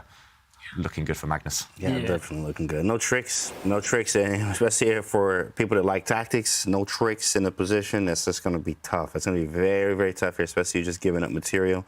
No real I mean, okay, you have slight compensation. The rook goes to A7 after knight B6, but a pawn is a pawn, and you're playing Magnus, and I'm down time. This doesn't look the greatest for what we want out of the opening for Levon. This is so strange, Robert, what we've just seen right now. I mean, just down a pawn. What's going on? Well, how else do you beat Magnus Carlsen? Nobody really has the answer to that question. So what Levon is trying to do, what a lot of top players do, is they would rather be down material as long as they have all the activity. And it's going to cost him. This central pawn is very important. The rest of his pawn structure may collapse after it, but at least he's going to trap that rook on the side of the board. That is his hope. That's his intention. But Magnus, I mean, he can just gobble on D4, and he will not pay a big price for it.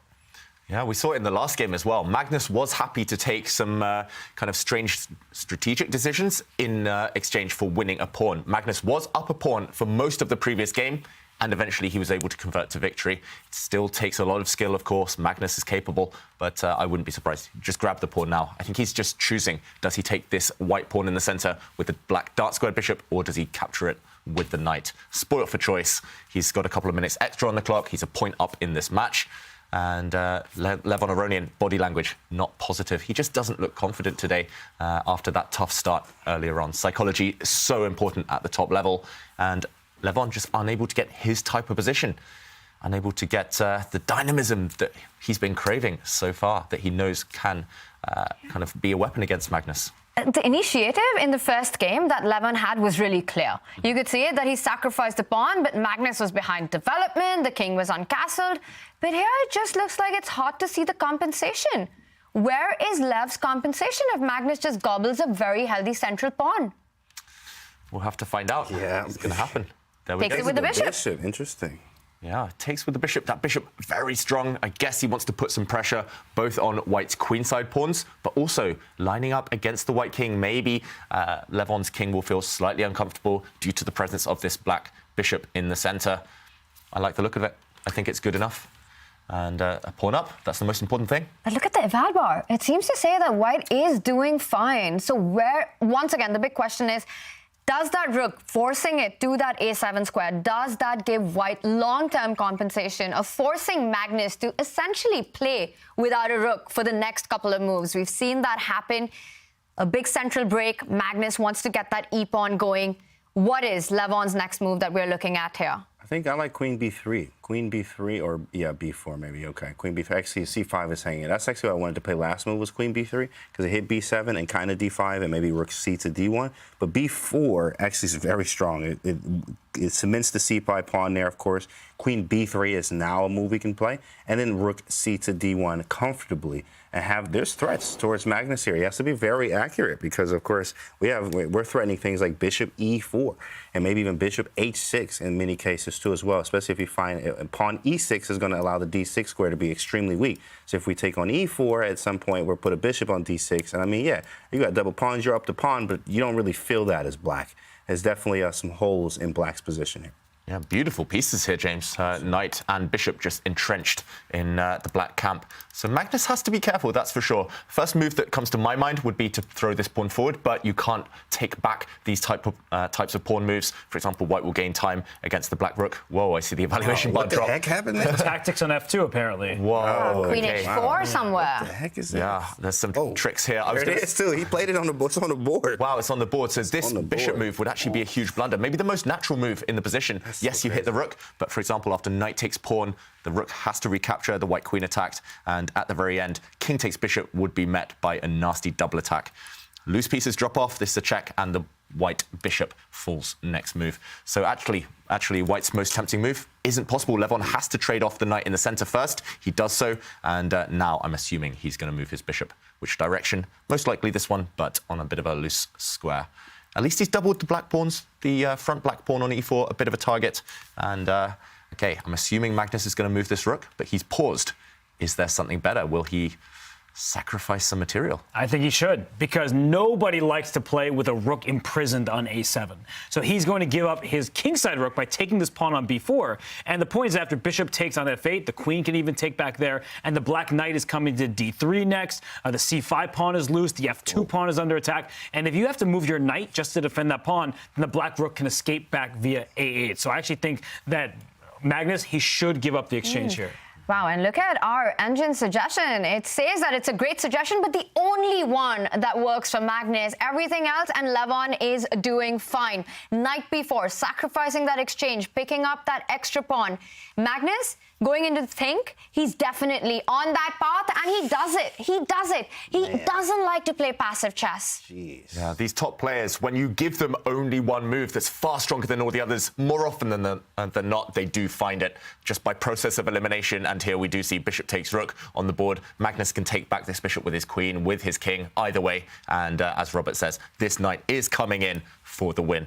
This bishop actually is far superior to any of those two white rooks. That's why you can afford to give up the material. He even takes with the king, just keeping full control here. Beautiful move. And all of white's remaining pawns are weak. This one weak for later. And knight coming in, I don't see any reply to that one. Looking very, very strong for black right now. Wow, Magnus just makes it look simple. It's so hard to play him in positions where, like, I mean, you think you have something, and then you know, as you see, he sacks the exchange here, and he actually has the two strong pawns. Now, even though they're double, but they are both defended, or at least e5 is defended. You can defend e4 by playing f5. A little risky there, but definitely a pawn that you can use, especially for knight to d3. Come back around, take the other pawn on c5 there. Queen defends the knight on d3 too as well. We're doing things with tempo, which is very strong here, doing things with tempo. So we need to move fast here. I mean, it has to be right now if we do anything. But the question is, what do we do right now? Queen to d2, knight d3, check, and take on c5. Doesn't work. Knight d3 is coming. Yeah, and I don't think it's stopping. I think I'm actually even more impressed with the move king takes f8 than sacrificing the exchange, because you heard me say it. I thought he would take with the queen. That looked way more logical to me. But he says my queen might be needed in the attack. It's putting pressure on that knight that's on b6 with the c5 pawn being loose. It also jumped towards the king side all the way out in the diagonal. So king takes f8 is a very Magnus type of move. It was the best move, and I mean, just not easy to spot for most mere mortals. Yeah, and Levon has to take a timeout. Not a move he wants to play, not a happy move, but he has to put his king in the corner. It feels like mission impossible at this point. It's like everything you try, Magnus has a reply in store. And now, again, we see the engine suggestions. Black has one move that's far stronger than all the others. The problem for Levon is that this move is the most obvious move in the position. Black's knight is about to jump into the center to an outpost. Black's bishop is anchored in the center. Black's knight is anchored in the center. And I can't see the white rooks fighting. Yeah, if you pick up the pawn on b4 with your knight sacrificing an exchange, you're definitely heading with that knight to that d3 square, attacking that weak pawn. And this is looking like big trouble.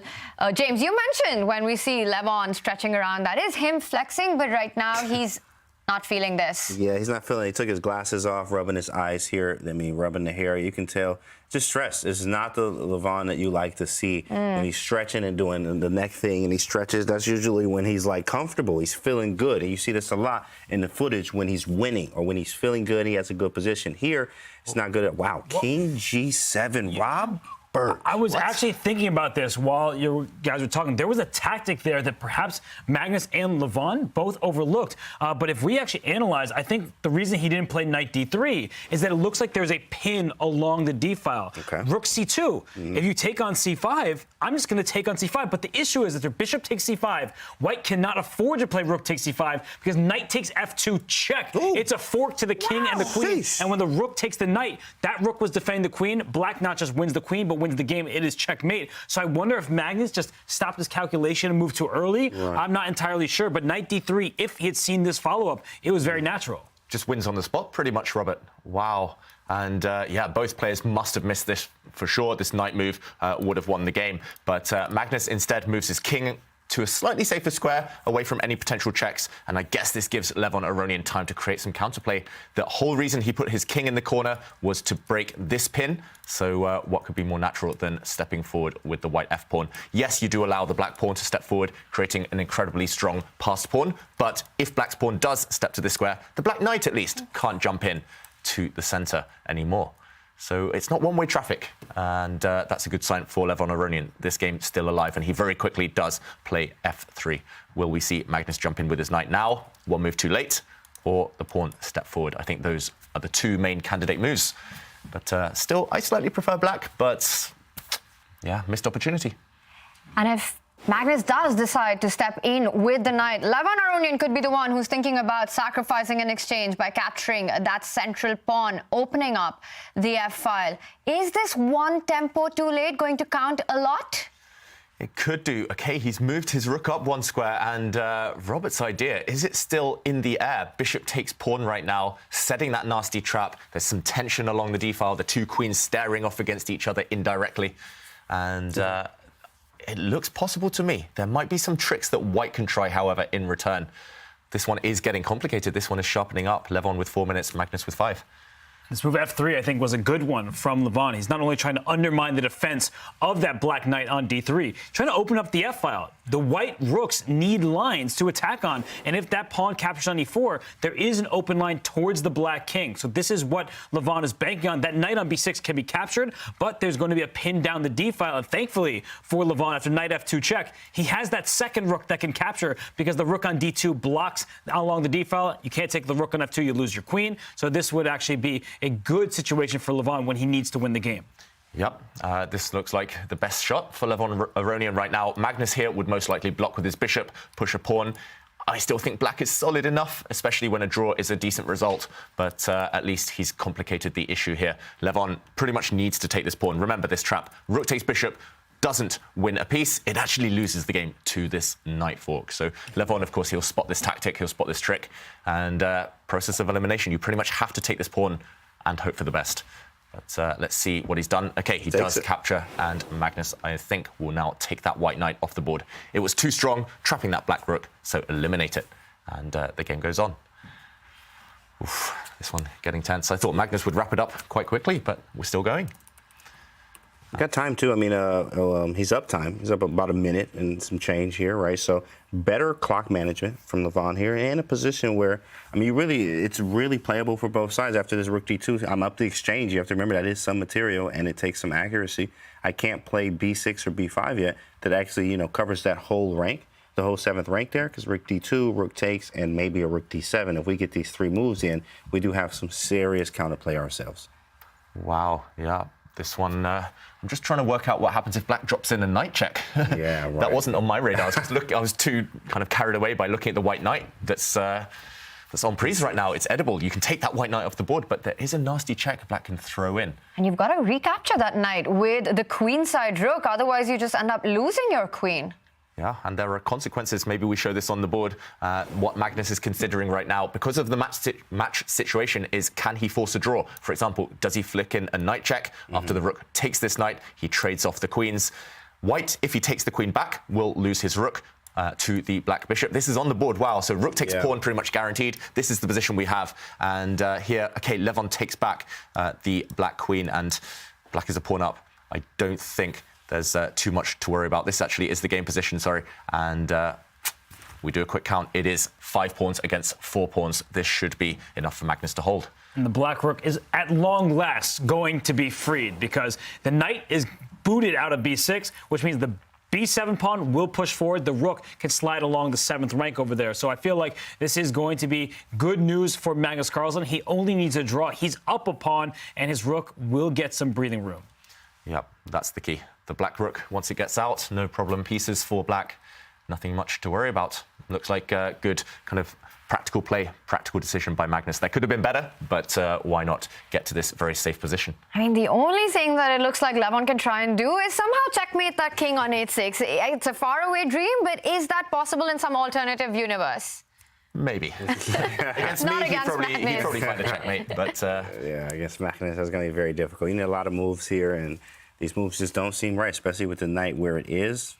But it's clear, right, James, what he wants? He wants to just make sure that the rook doesn't come out into activity ever. So knight c8, sort of a last try to keep that rook out of the game? Also attacks the bishop on c5 still, keeps that alive. Maybe push the pawns, g4, h4. Maybe start with h4, and then try to box him in as much as we can.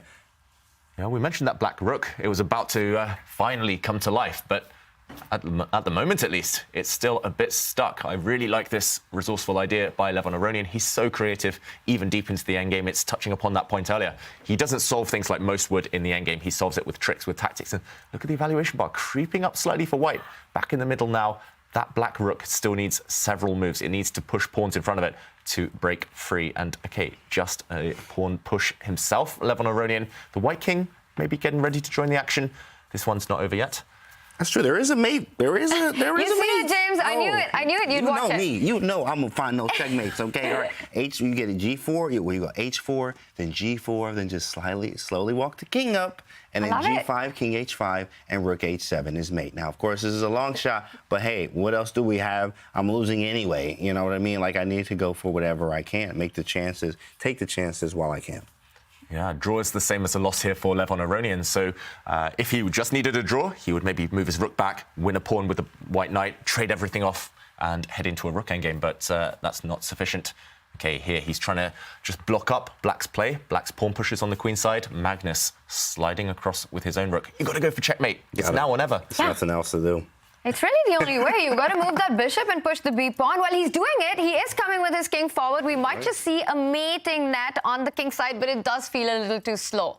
Yeah, it takes at least 3 or 4 moves to set up to push these pawns forward, trap that black king.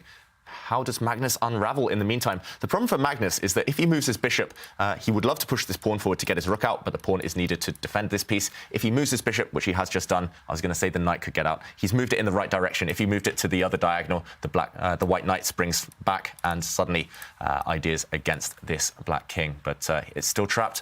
Look how dominant this bishop is over the white knight, cutting across this diagonal, taking away escape squares. Bishops over knights, that's what they say in endgames. Yeah, long-range piece here, bishop covering many important squares. And finally, at long last, the rook is free. And once the rook is out, that should eliminate most of Levon Aronian's winning chances, but he's still trying to get that checkmating net. He hears you, James. He's saying, oh, if I can make that king, I have to go for it. I need a victory in this game. But Magnus is no fool. He is not just going to allow those pawns to walk up the board and deliver a checkmate. He first brings his rook up. He can then pin the pawn if the king goes up to the third rank. So I feel like Magnus has this one under control. Yep, this is a key moment. If he doesn't pin this white pawn, if the white pawn steps forward, definite threats on the board. But there we go. That's it.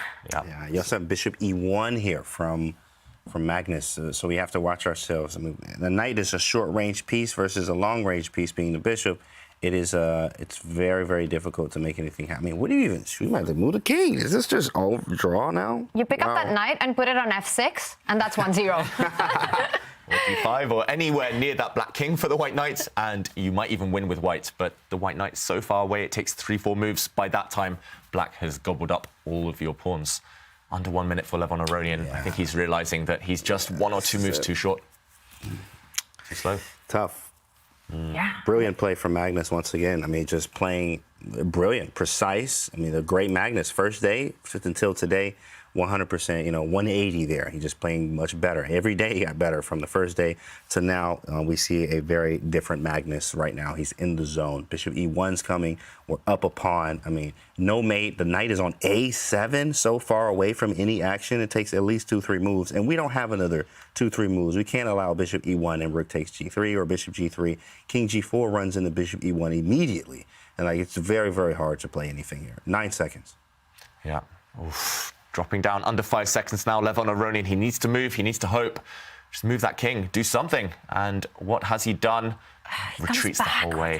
Yeah, that doesn't feel right. But you had to stop this big threat that you were pointing out of the bishop sliding to e1, attacking the g3 pawn. It's the only way to keep the game going, right?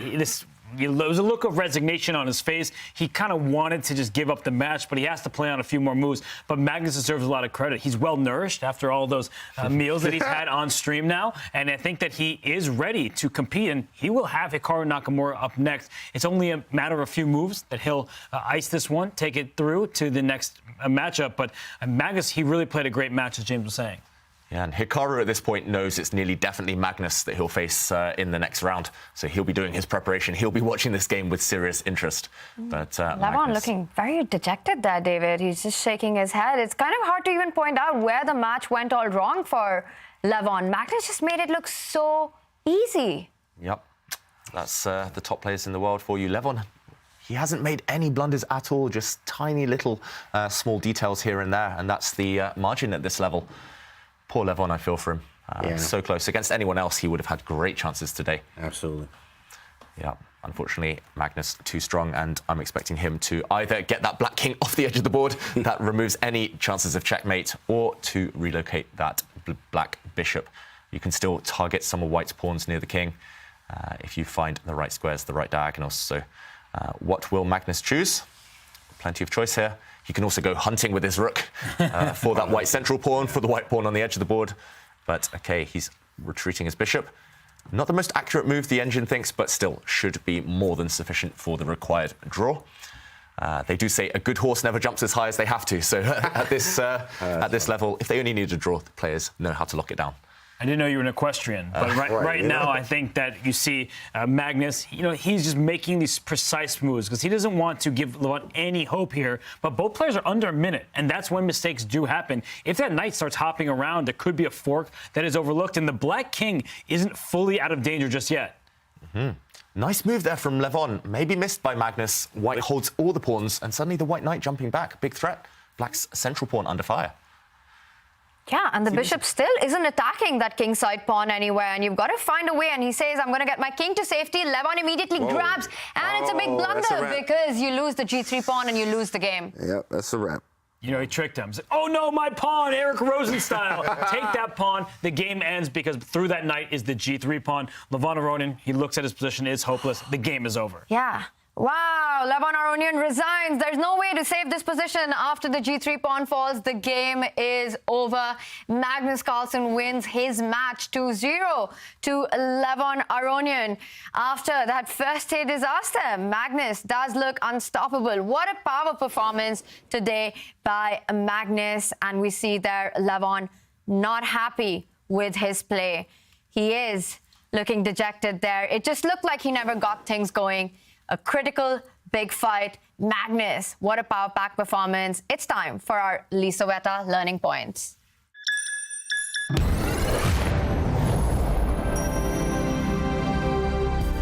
Today's learning point is about not being materialistic, to do a scan of the board and to check maybe sometimes there will be more important priorities than saving material. In this position, Magnus as black is a pawn up against Levon Aronian. His rook was under fire. Most of us, myself included, would have been inclined to simply move this rook out the way. However, white would now have time to simply defend the queenside pawns, and the position is very balanced. White has activity because this black rook is trapped. However, Magnus, he'd seen deeper into the position. He realized that this black rook wasn't doing anything anyway. He saw it was more important to grab a pawn, and after the dust cleared, we saw this position. The black knight is coming in. This black bishop is worth far more than the white rooks, and he later went on to wrap up the game. Just to show the final position, it was here. The black bishop was the one, indeed, doing the work after it slid back. X-ray vision against this pawn through the white knight, and next move, rook takes pawn, will checkmate or will win material. Nice game by Magnus Carlsen. Very nice indeed. Alert from start to the end. And that means that this is our scoreline. Magnus Carlsen with a dominating performance against Levon Aronian, winning 2 games, not just the score, but also the performance that he had over the board, just his style of play today. There was no chance for Levon Aronian. And that means that we have set ourselves up for the most anticipated match. It will be Magnus Carlsen taking on Hikaru Nakamura on the other side of this Twitch break.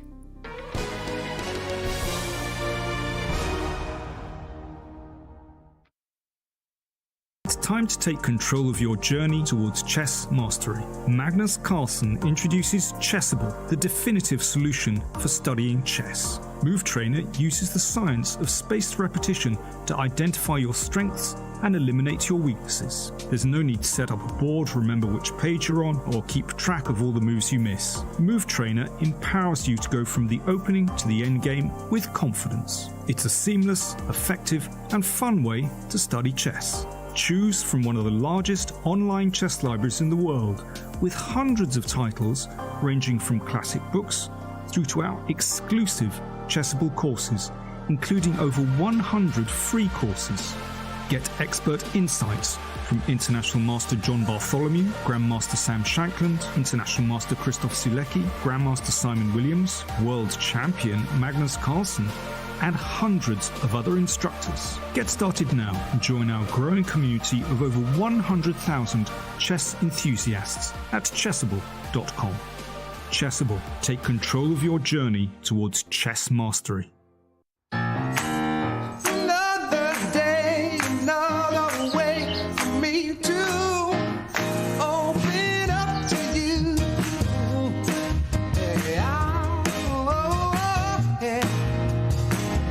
Another day, another way for me to open up to you.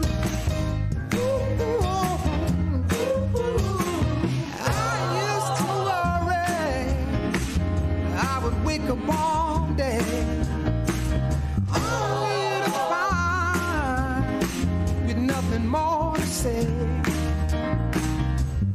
Now I'm getting silent.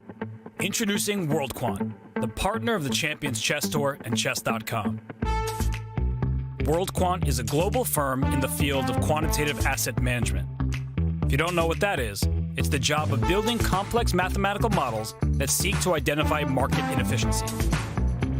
For 2023, WorldQuant Brain is bringing together its International Quant Championship and the award-winning Champions Chess Tour to hunt down the next generation of quant finance specialists. It sounds very exciting. You put your skills in practice in a case competition where you get a real challenge. And I signed up. WorldQuant is seeking new talent and new energy, and it's looking at the world of chess to help. Because nobody knows how to analyze a position better than a chess player, right? No quant experience? No problem.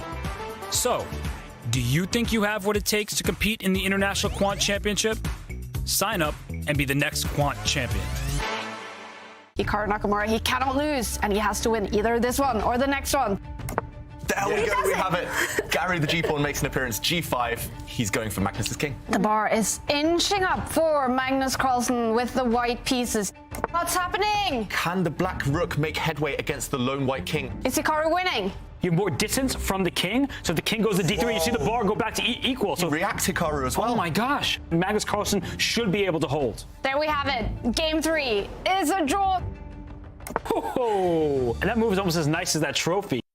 Gives that pawn where 2 white pieces can take it. That is beautiful tactical awareness from Magnus Carlsen. He is really earning this championship. It's over. We have a winner. Magnus Carlsen takes it. He wins the Air Things Masters.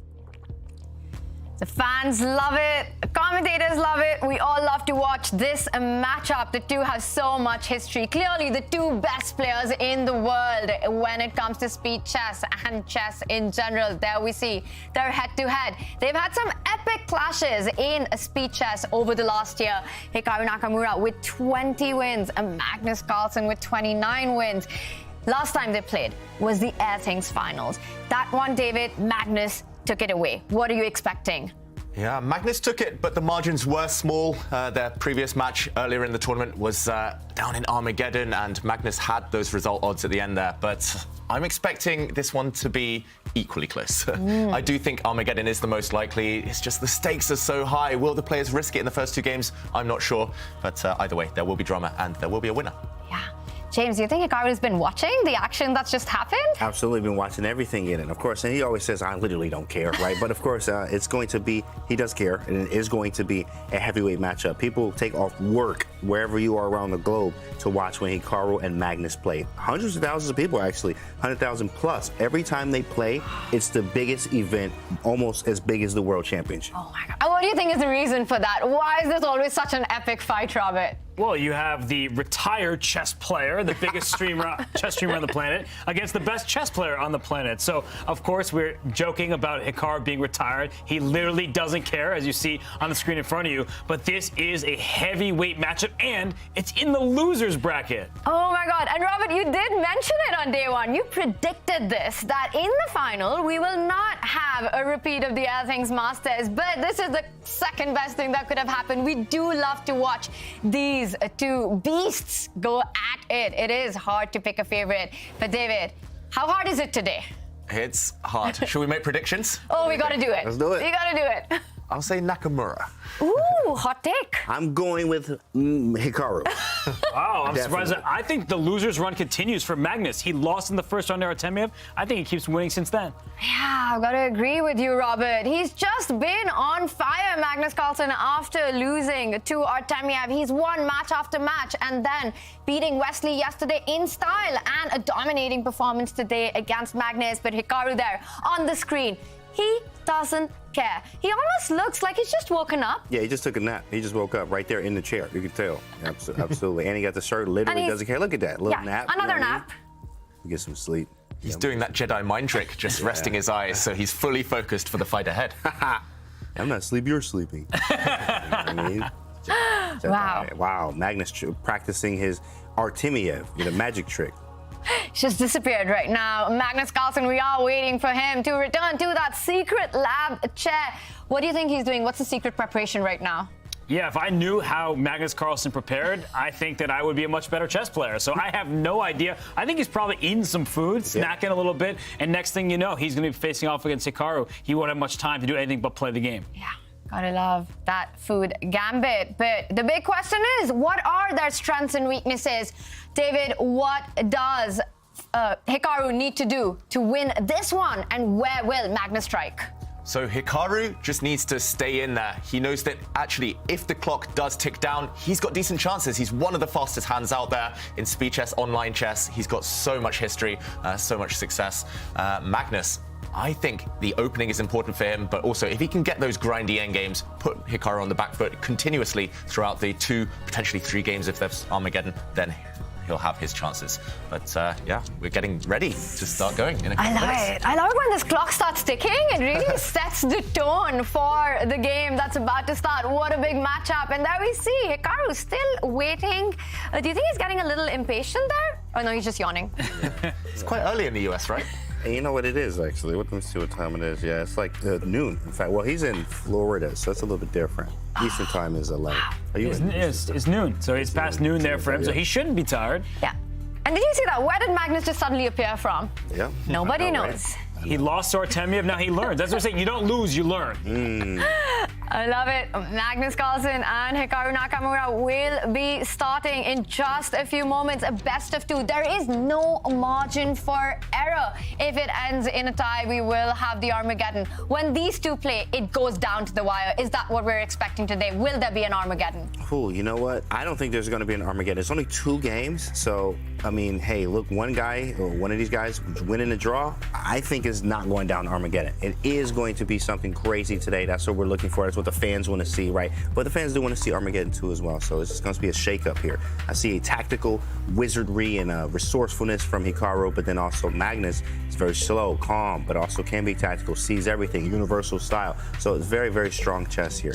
Yeah, we know all of you out there love these two players. Tell us in chat who are you rooting for, and keep those selfies coming using the hashtag ChessChamps. And Hikaru starts with the white pieces. 1e4, and we've got a Kara again. This time, David, are you more surprised? I'm even more surprised, I've got to say. I thought Magnus would revert to maybe a different opening strategy. Nakamura, for sure, would have been watching that clash against Aronian that Magnus had a few minutes ago, so he would have known the Karakan is coming in. Nakamura, he had this on a previous day, if I'm not mistaken, against Vladimir Fedoseev. The queens are off early on, and James, I saw your face react to that one. Yeah, we got to focus on that. We got to get our camera on James right now. This is ridiculous, bro. Don't nobody want to watch this. Like, everybody falling asleep. Man, people took off work to watch this. You know what I mean? Yeah, I know what you mean, but I also see this battle between Charizard and Blastoise. Look at their colors. They are the evolved form of the game. And they say, let's get down to the end game. Hikaru doesn't want to take risks against Magnus. He just watched what he did to Levon Aronian. He watched what he did yesterday to Wesley So. Let's remember Hikaru Nakamura's yesterday. He lost 2.5 to half to Fabian Caruana. So after that result, I think he wants stability in the first game. Stability in the first game, but in this match format, you get only one white. When Magnus will play for white, he will be more aggressive. Going into an Armageddon, is that a math strategy? Is that what Hikaru is hoping for? 2 peaceful draws and out there in the Armageddon. Yeah, I think he wants Armageddon because in rapid time controls, Magnus is the stronger player between the two. We saw their head-to-head record. 9 more wins, if I'm remembering correctly, for Magnus Carlsen. So look at the early stage of this game. It's just development. Nothing major has happened just yet, but I think that is sort of an opening win. He's won this opening battle for Magnus Carlsen. Yep, and he's caused the first surprise. Firstly, the Karakan. Magnus, it's clearly his opening of the day, but also just to play so quickly into this endgame. The queens are off. We'll call it a queenless middle game, just for the benefit of the doubt, just because it's still exciting. What's Magnus up to there? Closing the blinds. Chess players prefer the dark. They're night owls. And yeah, Magnus, he's caused the first opening surprise. I do expect him to be extremely well prepared. You don't take the queens off unless you know exactly what you're doing here as black. Otherwise, you just get a prospectless position. You just get slightly worse, slightly cramped. White structure, very nice. I do expect Magnus to develop quickly, to go for this white king that is stuck in the center, at least temporarily. Well, the good news for white is that one of the pieces, either the knight or the bishop, can hop onto that d3 square in front of the knight to just block that d-file to make sure that the pin is not very dangerous. So things still under control. I like that Hikaru's taken control of the long diagonal. I see that eval bar, though. It does inch towards black. Why is there this slight nag in the position for black? I'm confused too. It looks like white is super solid. Black's doing fine, of course, too, but I would have assumed that this is a totally level position with best play. Is there something direct? Has move order been important here? I didn't see a knockout blow. Well, Magnus decides to pin this knight on d2, and I think one of the major issues for white is that you have to block this pin. He does it with his own knight, but that light square bishop is now blocked by the knight that just blocked the black rook. So black's pieces more naturally developed. c5 is a great choice. He vacates the c6 square for his knight, and I think the development, it's a win for Magnus. I really like how his pieces are getting out of there. Hikaru's pieces are kind of awkward at the moment. Yeah, this is actually gross, to say the least, right? That's my favorite word to use here when you're talking about positions here. And I mean, the reason being practical, of course, c5 was an excellent move. My bishops are out. Okay, if you want to take on f6, cool. Give me the bishop here. I'll take it all day. I'm castled. You're not. We're just going through, like, things in the position. I'm castled. You're not. My bishops are developed. Yours aren't really. Okay, maybe the bishop on b2. Your knight's kind of strange, right? c4, it could be possible, especially if you move the knight from d2. You got to move your king again after I've already made you move your king in that castle. My knight's going to go to the natural square c6, right? And then I can also maybe even double the rooks. I just have natural piece placement, natural piece development, and etc. And black actually just seems to be favored here in practical sense. Yeah, white is just stuck, completely stuck. I just don't see any kind of productive move right now. Of course, you would love to get these two out the way. You'd love to move your king as well, but where do you put it? If you move your king forward, you block this bishop even further. If you move your king to the side, your rooks will never be connected and never get into the game. And meanwhile, obvious what black's plan is, as both of you mentioned there. The knight is coming actually into a nice central square, potentially.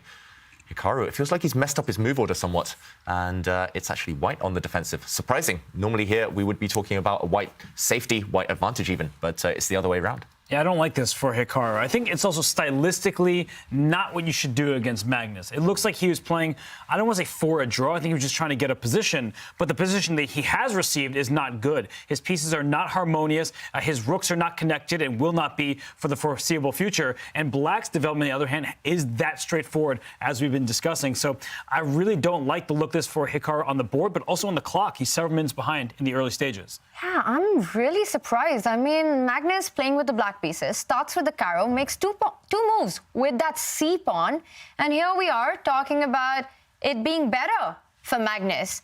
That feels like some sort of a wizardry. It's not normal. He's playing Hikaru Nakamura, one of the best in the world, and it's hard to point out where white went wrong. Yeah, I think the opening choice, in fact, they're absolutely just going for the queen trade. He usually, when I saw knight f3, I'm like, oh, he's going to go for the two knights variation, because he does that a lot, especially in Title Tuesday against Hikaru Khan. I've seen many excellent two knights games from him. Knight f3 after d5, he goes knight c3. You go into the two knights Hikaru Khan, a favorite of Bobby Fischer's as well. And, I mean, I've seen him do that with great success against very strong players. But he went with the d3 line, and then after takes, and now we're in this position, right? Do you think that solid approach, Robert, is backfiring a little bit for Hikaru here? Well, he started solidly, but his last move is anything but solid. He pushed his pawn forward to f4 to block the diagonal that the dark square bishop is on for black. But when you push pawns forward, you leave squares behind. The g4 square, a knight can hop into there at some point soon. The e4 pawn is a little bit loose. So I feel like f4, it makes sense to block that bishop to gain some space for white, but also will cause some long-term problems. Yeah, you don't take that one back anytime soon. Magnus still has the very simple idea in the near future. I'm not sure whether immediately or in the next few moves of just plonking a knight in the center. Still difficult questions for Nakamura ahead. If he gets time, of course, he would love to solidify this pawn chain, this nice little trio here, but weaknesses on the squares around them. Definitely still white on the defensive. And meanwhile, I did get distracted for a second. I saw some of the Twitch comments about Blastoise versus Charizard. Water type does beat fire type. So Magnus, is he the favorite here? That's what I said from the beginning. That's why I use those Pokemon. Okay. It's not just, fire and ice. We see the red and the blue. Come on, it was intentional. It was intentional. Nice. That's right. Which Pokemon did Magnus say last tournament was his favorite? You asked him, right, Robert? Did he say? Psyduck, I want to say. Yeah. Psyduck, Yeah. Wow. Yeah, I think that was Kaya's Pokemon as well. Yes, it was. Yeah. Psyduck. Water, psychic type. Yeah, I can see that from Magnus. c6 and g3, we have those moves. You called it, David. He is trying to get that bishop out, but then creating these light squared weaknesses. How quickly can Magnus take advantage of that g4 square? Is it time to pounce on it already?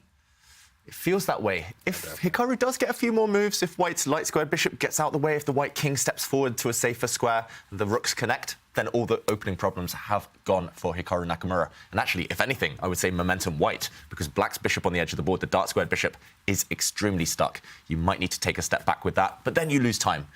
So it does feel like now or not at all for Magnus if he wants to claim the opening advantage. Any ideas, James, Robert? What you got, Robert? We both looked at each other like, oh, you go. Well, I do want to point out that this pawn on c5, the black pawn there, is under attack. It has been under attack. And right now, because the pawn on f4 got a second defender, I think white is about to snap it off the board. So perhaps black has to invest some of his own time to defend it. But that's not what you want if you are Magnus. We were just talking about how if Hikaru finishes development, he can fianchetto his light square bishop, get his king off the first rank. At long last, the rooks will get connected. So I do think that Magnus, he wants to operate quickly, and he does. He pushes that pawn forward. That is a pawn sacrifice. White can snap it up with his own pawn. Don't pick it up with the knight because then the other central pawn gets weak. But wow, is Hikaru going to accept this? Yeah, if you take with the knight, just to put your move on the board there, Tanya, this looks pretty good for black. This knight now threatens a bunch of things, including a nasty knight fork on f2. I think he has to accept it. That is the answer. I don't think you really want to move your knight out the way. It does feel super risky to allow this pin to... Well, it's going to lead to bad consequences, simply. I do see checks in the immediate future for black, and this knight might even get trapped later on. So you simply have to accept this gift. And the question here for Magnus is how to compensate for the temporary pawn deficit. These, of course, are weak pawns on the queen side. Magnus, at some point, will simply go for them. But does he go for them immediately, or is there something even stronger? Not sure. Maybe something like rook a to c8. We've seen this a lot from him, and you actually learn a lot from watching these guys. It's almost like free lessons in a way. Is what I always like to tell the chat. Like, watch and try to learn from every game that you see from these players here. I mean, he sacrifices the pawn, you take with the pawn, and then you just follow up. Say, hey, this is long term. You still got to move your king. You have to finish your development. My development is completed, says black, and you have a weak pawn, and I also am attacking the pawn on c4. I mean, I can move my knight to a5, increase the pressure. I think it's an excellent choice here for Magnus. Yeah. I love it. We've seen a sacrifice right out of the opening in every single game today. That's the mood the players are in. And this is kind of identical to what Magnus did against Levon. He gave up his c-pawn and doubled his opponent's c-pawn, isolated them. So Magnus, he just did this an hour ago, let's say. He's doing it again. And Hikaru, he's stuck. He has to take this pawn. I don't think he has another option than to take with his b3 pawn. Yeah, and it was man versus curtain there for a moment. It looks like the curtain won. Magnus gave up and came back to the board. But meanwhile, yeah, he goes immediately for that pawn. Hikaru realizes process of elimination again. He had to capture on the c4 square with his own pawn. But now, full of weaknesses, full of holes, the white position. If you look at the white half of the board, the first 4 ranks, everything's very loose there. Yeah. And I do fear for Hikaru if he doesn't survive the next few moves. We mentioned it earlier. Magnus needed something there and then. He found something interesting, and now it's Hikaru that needs a defense here and now. And I don't see it. If the pawn is just taken back, then long-term white is suffering. He'll have those fractured pawns on the queen side. Yeah, really nice play by Magnus, I've got to say. This is ugly. I don't like this for white. My king is like right there. You feel another rook coming to the file there. I mean, you need some chemistry between the pieces. Like, they need to be developed nicely. Like, if the bishop was on g2, but then c4 is hanging. Like, there's so many things it just feels very wrong here from the white side. There's problems that need to be solved in white's position. Yeah, I wonder if you just step your extra pawn forward. That white c-pawn is going to be doomed anyway, the foremost c-pawn. So why not step it forward? At least hope to survive, live another day. And at least ask Magnus, how are you going to continue with your initiative?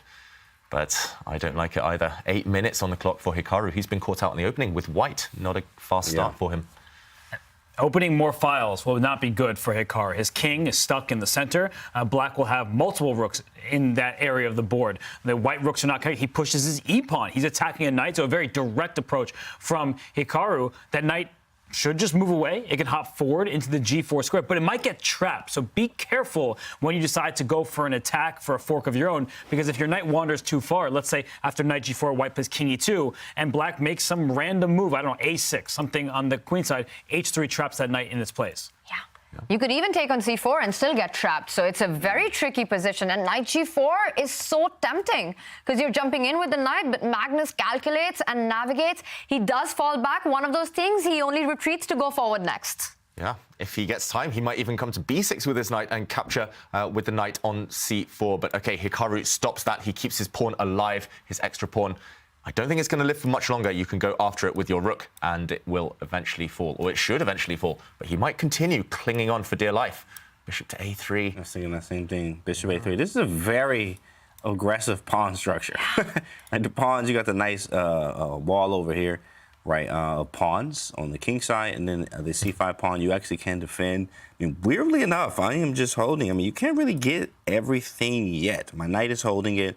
Maybe if I can get bishop g2 in, and then, but where does the king go is the question. Maybe king c1. You are on that diagonal of the h6, c1 diagonal. Yeah. Still things to answer, but I mean, it's looking a little bit better. Yeah. Looking a little bit better for white. White's won Connect 4 at least. That's a small victory. That's right. You mentioned Connect 4, and I want to ask you guys, is there an idea in the air for actually Magnus to strike with g5, opening up that bishop? You don't have f5 in the air. Is that something that Magnus is thinking about in the position? Absolutely. Why not? You want to open up the position on your own terms. So g5, it might initiate a pawn break that could be beneficial, but Hikaru brings his bishop. This is blocking with your face, James. 100% face block is premium. Wow. Bishop d4 for the score. Look at all these pieces on the file. Now, what he's saying is, I'm going to play c3 and lock it down, clown. He's going to put it right there in the center of the board. And that's a very strange structure. David, put pawn c3 on the board just to show how strange. Yeah, what is going on that d file? Right? Yeah. Like a random move here or something like a6 again, and then let me look at this structure. You know, don't try this at home, okay, guys? No, don't try this at home, right? But it is actually harmonious in a way. The pieces all do something. They're all kind of coordinating here, and then we have to figure out how to slowly untangle this. But I mean, there are pawn breaks, which Robert Hess always talks about. Pawn breaks control the game. There's b6, there's f6, there's g5. I want g5. You have to be, yeah, exactly. G5. I want it. I know you'll be happy with it, James. We need g5 on the board. You want this one, Tanya, just to break down this structure. No more next four. The Valvar doesn't hate it. That's the good news. Right, right. G5 is strong. I like it. I'm a big fan of that stuff. And it does break that pawn structure up, like you talked about. It really does. And I think Hikaru, that's the type of move he would hate to face right now, especially as the clocks tick down. If one pawn disappears, it's likely the whole edifice, the whole chain will fall later in the game. So I like that. I also like chipping away at the other pawns on the queen side. Magnus spoiled for choice, but he is a pawn down. And again, it's that theme we mentioned earlier today. The longer that kind of doesn't clarify itself, the longer you can't gain your pawn back, the more you might sweat later in the game. But I really like James's point, because something we as commentators often do is we suggest moves, and James mentioned 3 different pawn breaks. He said pawn to b6, pawn to f6, pawn to g5. So if you're analyzing this right now, look at all those pawn breaks to see which one is best. Magnus chooses b6, f6. There's a valid reason for that as well. And I like the fact that he's playing on the queen side, because white is unprepared to meet knights hopping forward. The bishop on d4, the rook just eyes it from d8. So I like the initiative that black is building here, and there's a lot of pressure aimed towards white's camp. Yeah, it just feels like Hikaru is a lot behind in development. The king not feeling very safe on that d file. You've got 3 minor pieces, well now 2, but still all of Magnus's army just perfectly placed to target that white king. On the clock as well, Magnus Carlsen ahead by 2 minutes.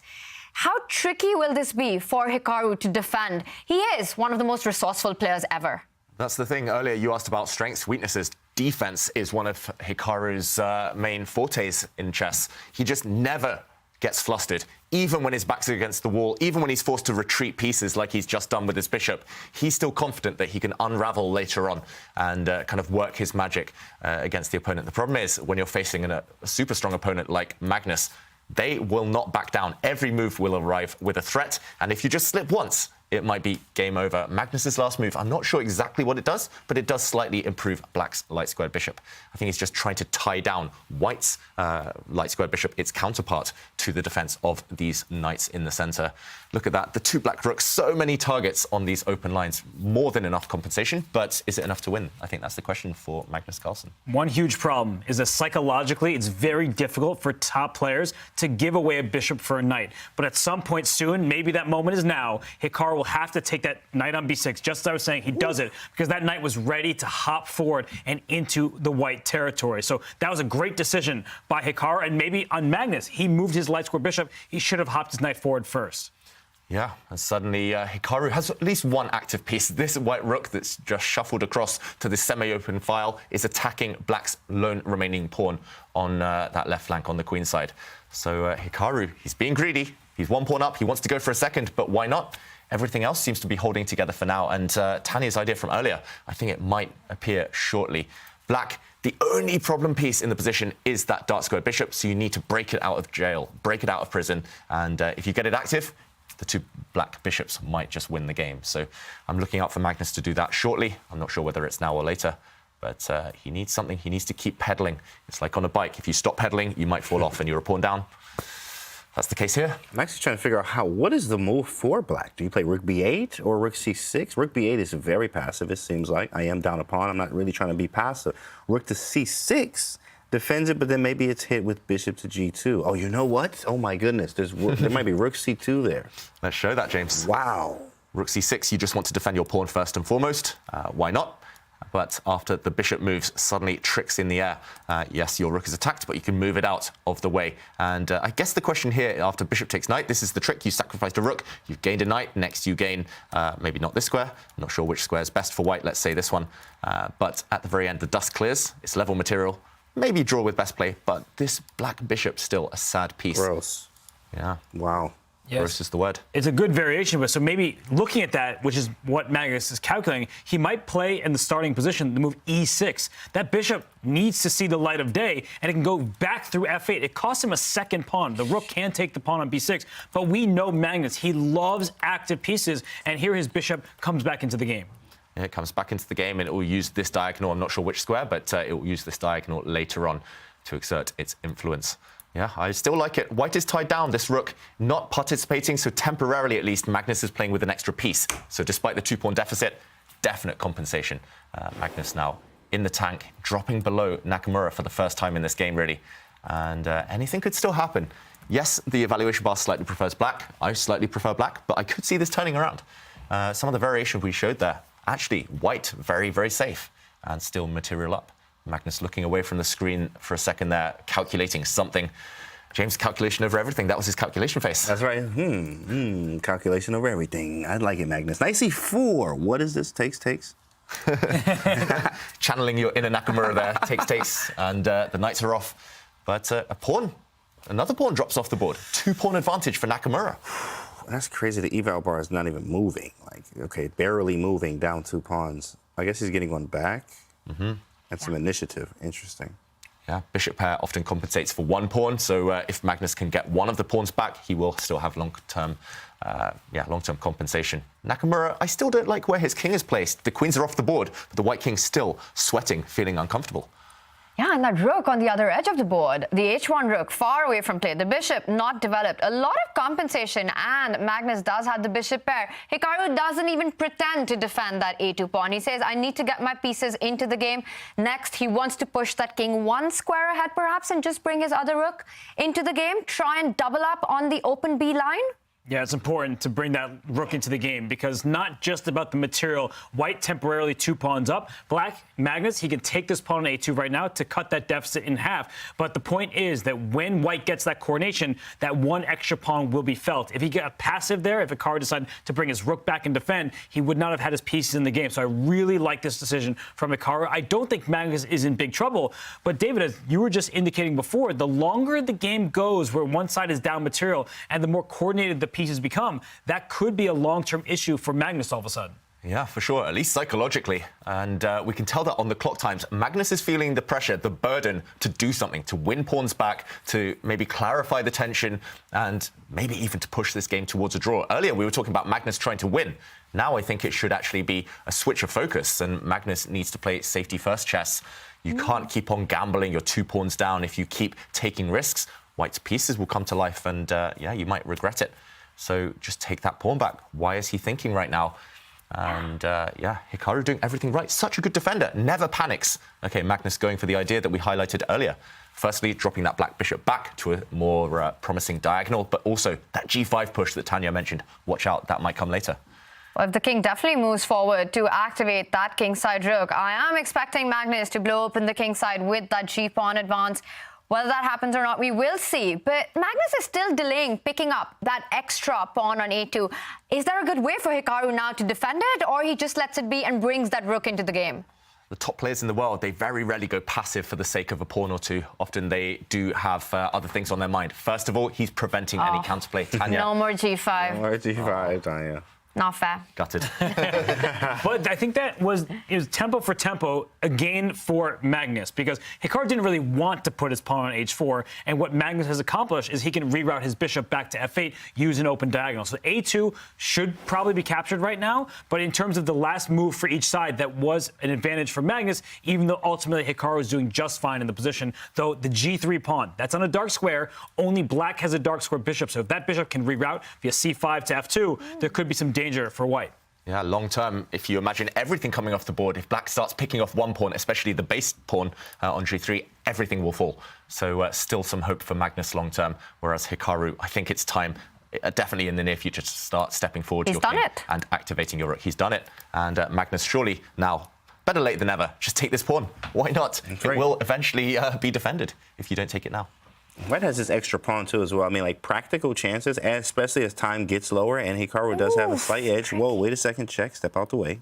Oof. This white king is doing a dance with death right now. It could get trapped on the back rank. And that was important. He could probably be in a lot of danger if he would have stepped up to the e3 square, because potentially then black could have snapped up that knight on d3 and stepped back with his own bishop, giving a check. So lots of dangers and an attack with the bishop pair for Magnus. This looks very dangerous all of a sudden. The white king is actually in a mating net. And so rook takes a2 is about to happen. And Hikaru does not look particularly thrilled. You see his face. He is diving into his laptop screen. Because let's say you play rook b3. You want to get that bishop out of there. Black can ignore it. Black can take this pawn a2. You get the bishop. Guess what? I'm getting your rook. That rook that has not moved in the corner. It will never move because I'm snapping off the board. Hey, Robert be doing his tactics every day, chat. Make sure y'all doing your tactics. Puzzle Rush, okay? Put your Puzzle Rush score in the chat. Make sure you do your tactics every day. That's a nasty tactic there. Rook b3 is a move a lot of people would actually make in this position. It attacks the bishop, but rook takes a2. Yeah, rook takes a2, and that is such a big threat. It needs to be defended. It needs to be defended now. Only one move to stay in the game for white, or to avoid a losing position. That's to shuffle your king across and defend this pawn. Ooh, that looks scary as well. The king's not safe here either, James. He finds it. What happens on doubling the rooks? Yeah, doubling the rooks. Step back with the knight and defend the a2 pawn. His knight c1 move. It looks awful. It does look awful. But it defends. Exactly. I mean, that is a huge find for Hikaru. That's not easy. Putting your king into harm's way just so you can retreat your knight. Retreating moves often the hardest to find in chess, but Hikaru has kept everything together. If indeed rook a8 is played, he'll step back with his knight. That's why Magnus has not made his move yet. Yeah, ugly moves are better than bad moves after all, so sometimes you need to play those types of moves just to hold things together. And Hikaru shows no bias. That's why he's so good as well.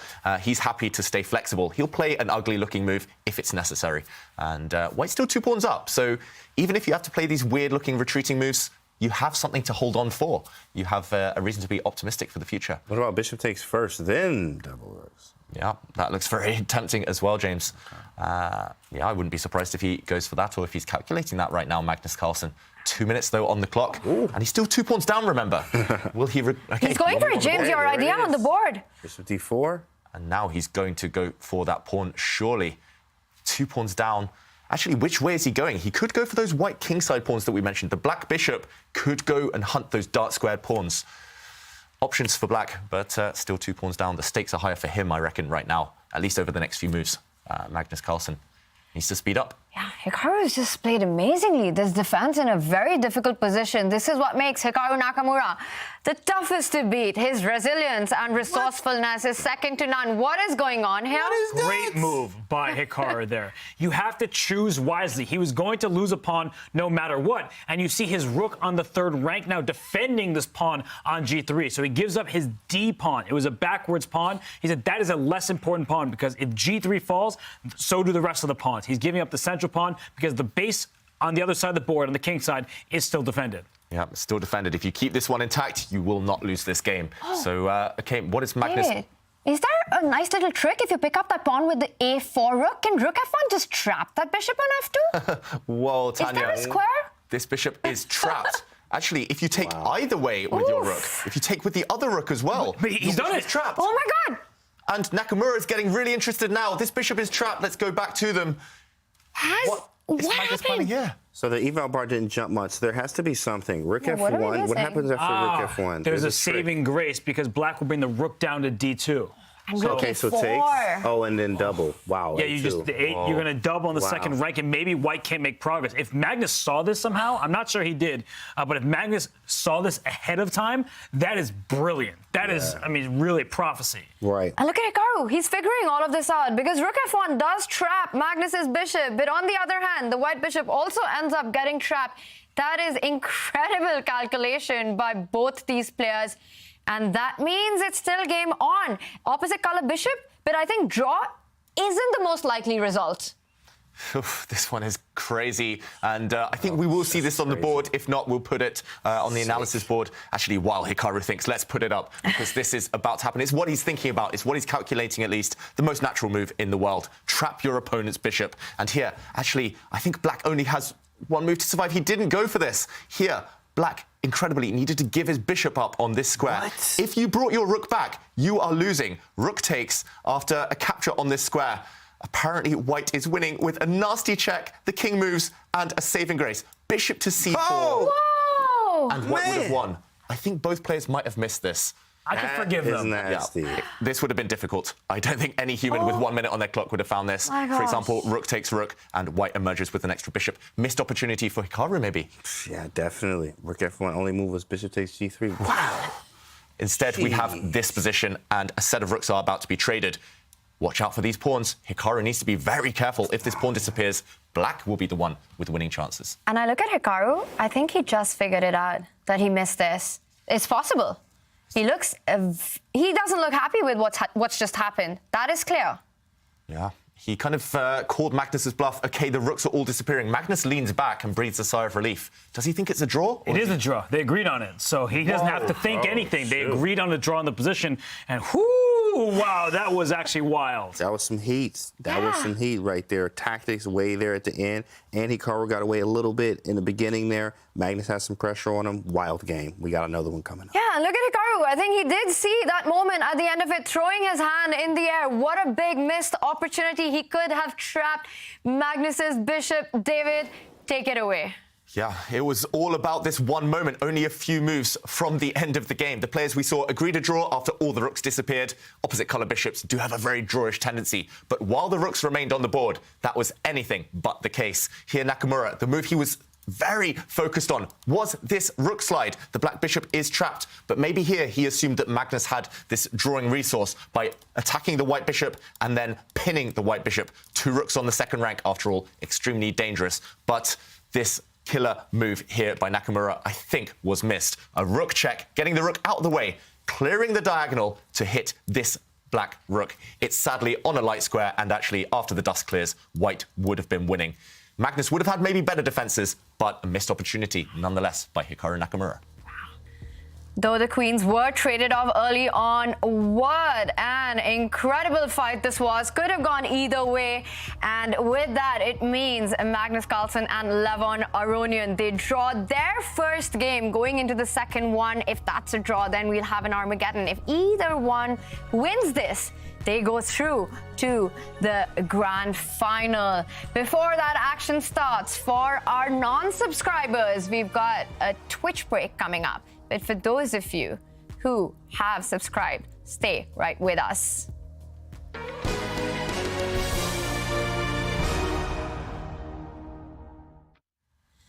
Alexandra Botez is one of the biggest chess streamers in the world, and she was in Reykjavik Open here with the Chessable team, revealing some opening secrets. Hi, I'm Alexandra Botez, and I'm in Reykjavik. I've been preparing for every single opponent here. I'm really lucky because I'm working with Grandmaster Hammer, and he's incredible at preparation. So I wanted to use this tournament as a way to force myself to actually study chess. So I think my openings are way better now than they were before.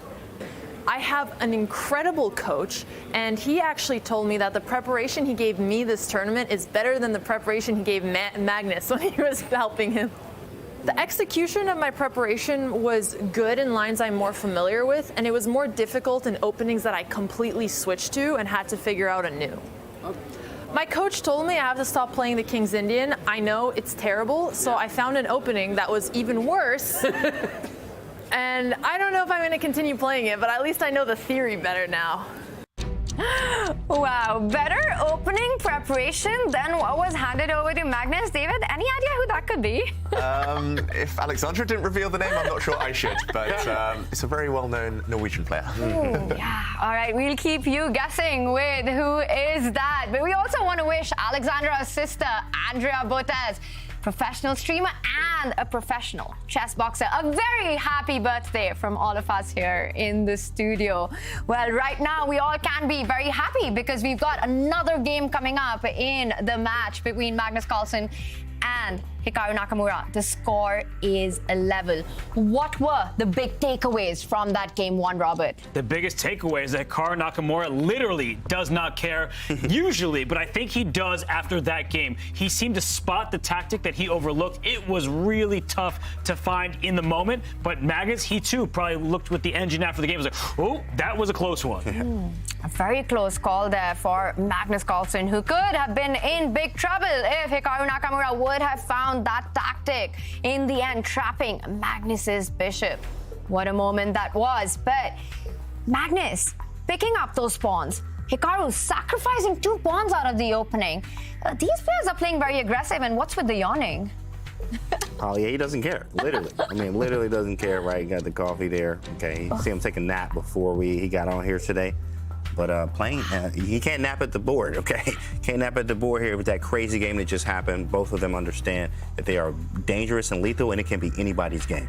Yeah, we really saw their strategies for this match. We saw Hikaru just happy to take pawns, happy to play a really quiet, solid opening, and then just defend. But Magnus was the one trying to make things happen, trying to play on the front foot, and actually was nearly punished for it later. So will we see that same strategy in this game? Magnus has white. Will he be the one, again, initiating the play? Will Hikaru be the one reacting, defending? 2 extra pawns for Hikaru Nakamura were not enough. Magnus managed to keep the initiative in the first one. The countdown has started for our play zone, which means that the players will be in action in just a few moments. Magnus Carlsen starts with the white pieces. What are we expecting? Catalan. Catalan. Okay, I'll say English opening, Robert. Okay. I'll say E4. 1 E4. I'm going with Robert. Okay. And Hikaru laughing. Is it because Magnus has played a strange, unexpected first move? Or is he just literally enjoying the moment? A little bit of both. Magnus, there. We will have the first opening moves very soon from the players. Hikaru waiting as well. Wow. Well, he could also go for what he did with Levon, right? Start with the English opening and then just pick up pawns. Well, if Hikaru offers him that, then he certainly will go for it. He had a good position. He won that game against Levon. Yeah. But I think Hikaru's looking for more solid openings as black.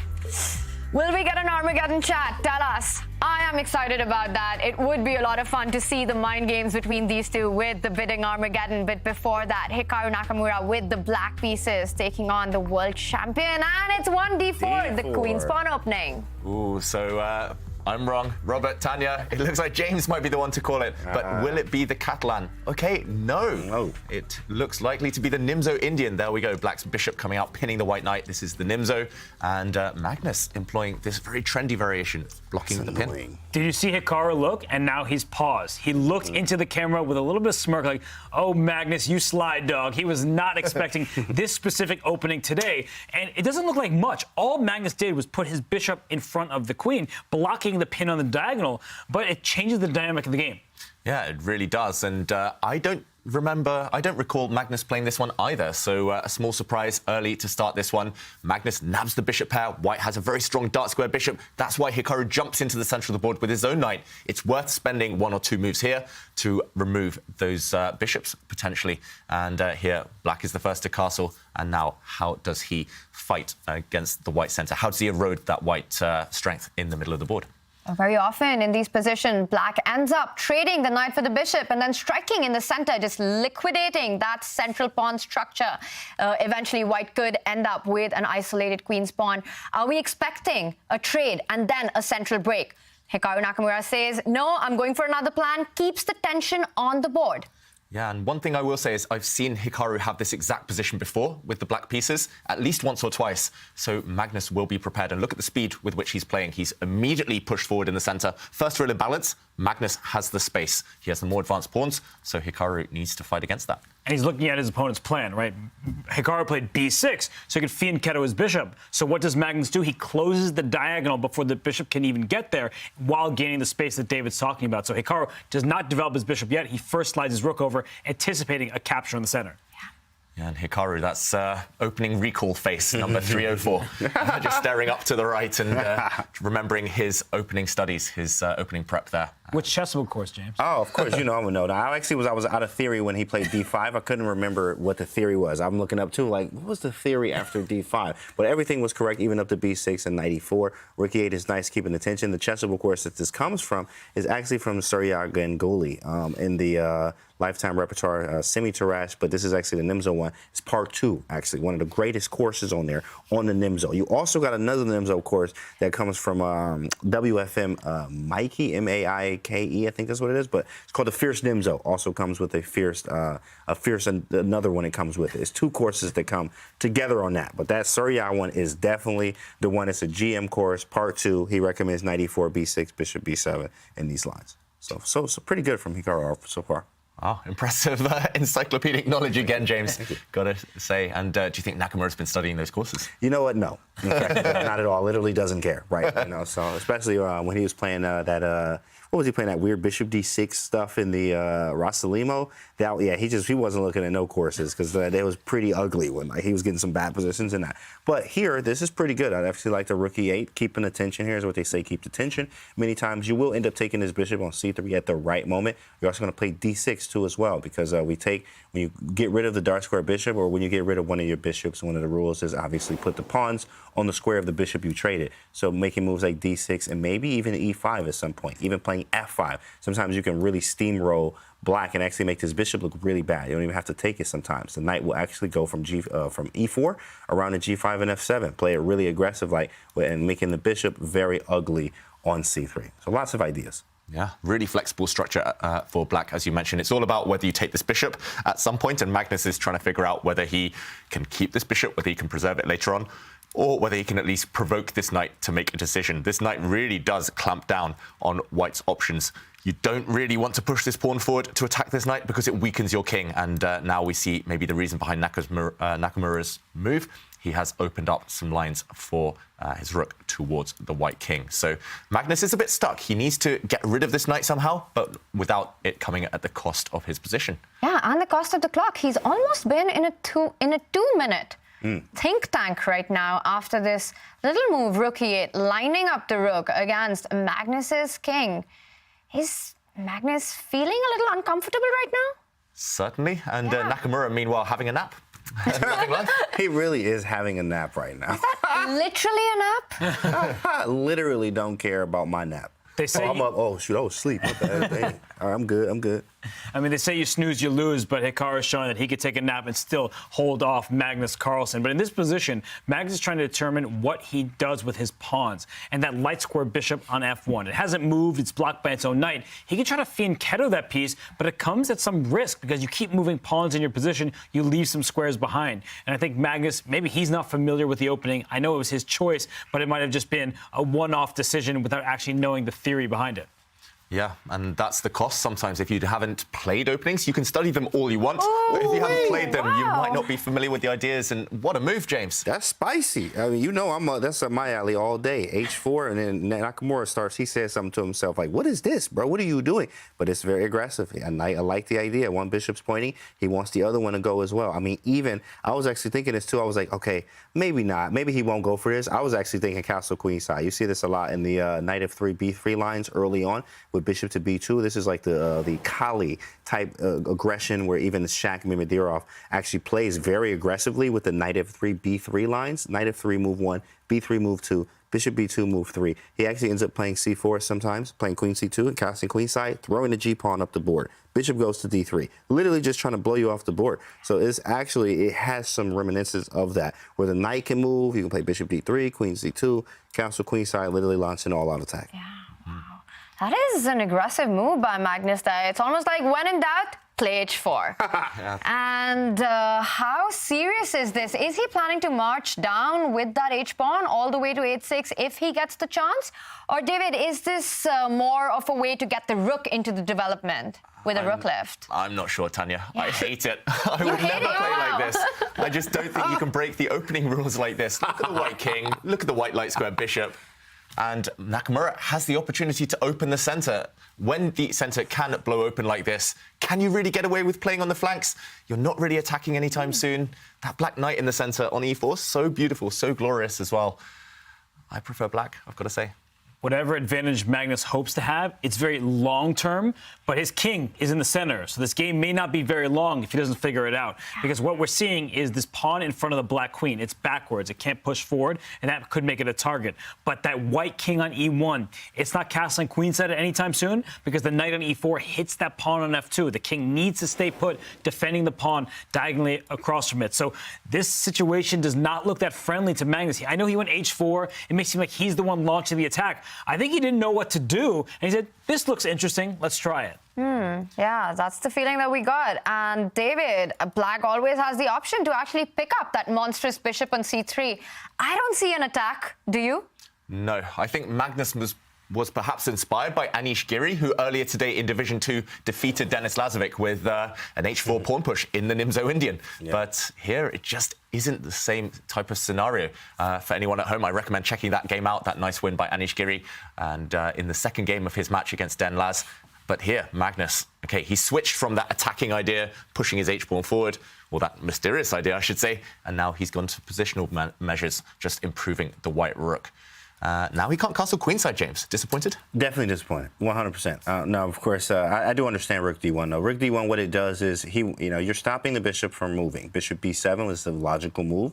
Just put some pressure on the queen there. Of course, you can't really move the knight yet because it will be hanging, or at least the...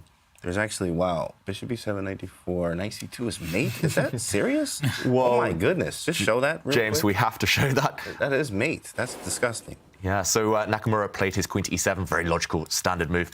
Bishop to b7, this would have set a nasty trap. Queen takes pawn. Boom, knight d4. That's disgusting. You've been doing your puzzle rush, James. Oh, every day. Every day, absolutely. Breakfast, lunch, and dinner. And this queen now and the rook, they are disconnected. If queen takes queen, for example, intermediate move, knight c2, checkmate on the board. Even queen b7, the same thing. Yeah, queen b7 as well. Knight c2, checkmate. And maybe missed by both players, you've got to think. Not an easy one to spot from afar, but this one, Nakamura, is still in the air for later. He's first moved his queen. Nasty variation, James. He's clearly been doing his workouts both on and off the board. But you mentioned Anish Giri. I just want to give a quick shout out to Anish. He did beat Yu Yang Yi, and he moves on to face Maxime Vachier-Lagrave in the losers final in Division 2. The winner of that matchup faces Nordibek Abdusattorov, the Uzbek teenager, the former world rapid champion, the Olympiad champion. He is already in the grand final. So the winner of the Super Gym clash will face Nordibek in the grand final tomorrow. Yeah, big names everywhere. Big names, big games. And Magnus, h5, James. Yeah, I knew this was coming. You have to play h5, right? And you want a rook lift, you know what I'm saying? Do you even rook lift? Are you hitting the gym with the rooks or not, right? h5, and then we live, right? Rook h3 looks good. You want to play maybe f3 at some point, but that's really gross. So you have to be careful. There's even some sacrifices like bishop g7 at some point. I need to get my pieces out, though. This is the problem. I want to move this knight, but he's going to take on c3 almost every time. He stops me with h6. I mean, G4, you might as well. You might as well at this point. I mean, Magnus just out of his mind right now. I like it, though, but G4. I have a feeling it might be the rook lift at some point over the next couple of moves. Because actually, if this knight disappears, then you do have access to some really nice squares going towards the black king. But mysterious play by Magnus. Ambitious play. We've got to love it. Definitely. Yeah, creative stuff. Wow. Magnus Carlsen with the aggressive H-pawn, but it has been stopped for the time being by Hikaru Nakamura. How dangerous is a potential sacrifice on F2? Is that something that Magnus needs to watch out for? Potentially. Actually, it wasn't even on my radar until you mentioned it, Tanya. Now I'm super scared. But unfortunately, it doesn't work for black yet.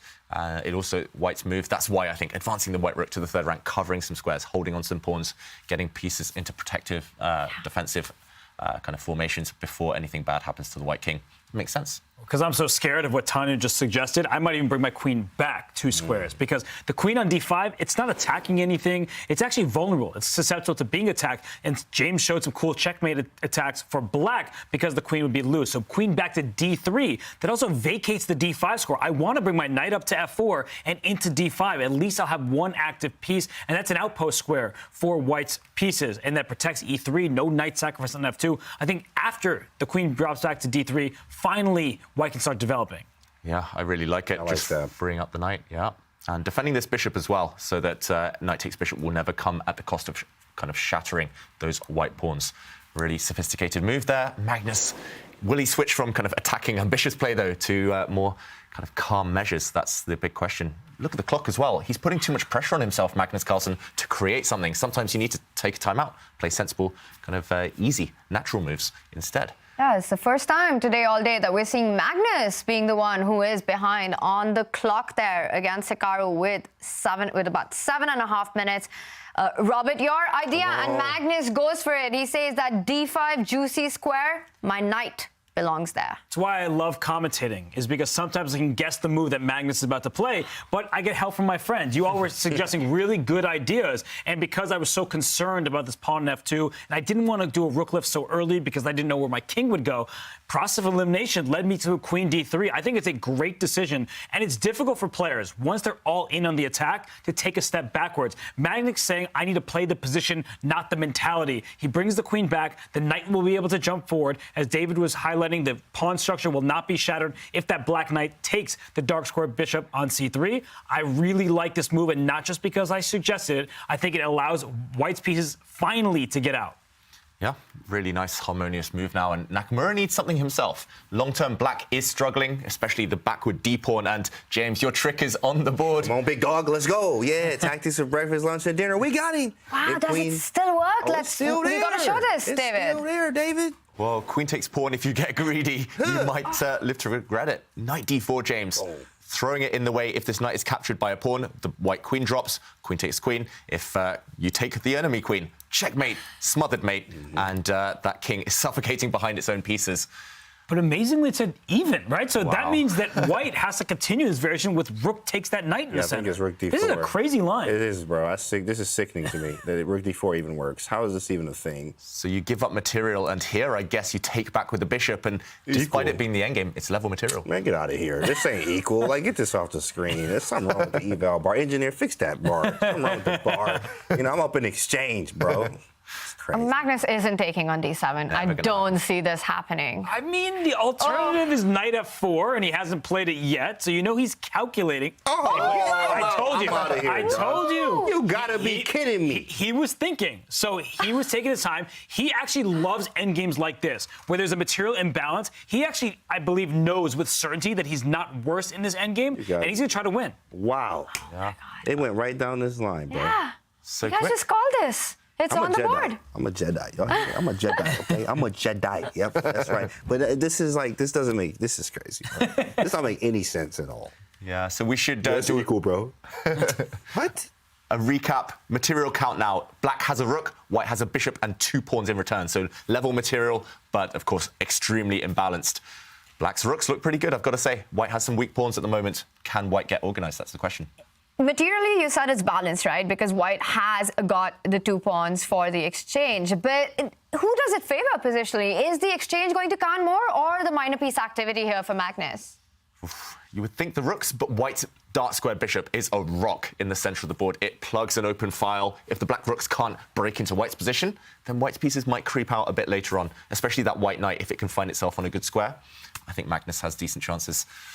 We've got to trust the evaluation bar at this level, but I think I would choose black. Oh, nice. I'm starting to agree with David. Initially, I said, white, it's Magnus Carlsen playing. He's sacrificing material. But that c4 pawn, it sticks out like a sore thumb. And I feel like Hikaru is going to be able to attack it either with his light square bishop or even with his knight. Sometimes you drop the knight backwards to put pressure on white's loose pawn. So I feel like here, Magnus has to find 2-3 accurate moves. Otherwise, he might be significantly worse. Wow, a big critical moment for Magnus Carlsen. Will he be able to make the most of that centralized bishop on d4? The dark squared bishop can't be challenged. He does bring his knight into the game, eyeing that d5 square. He still needs a couple of moves to finish his development.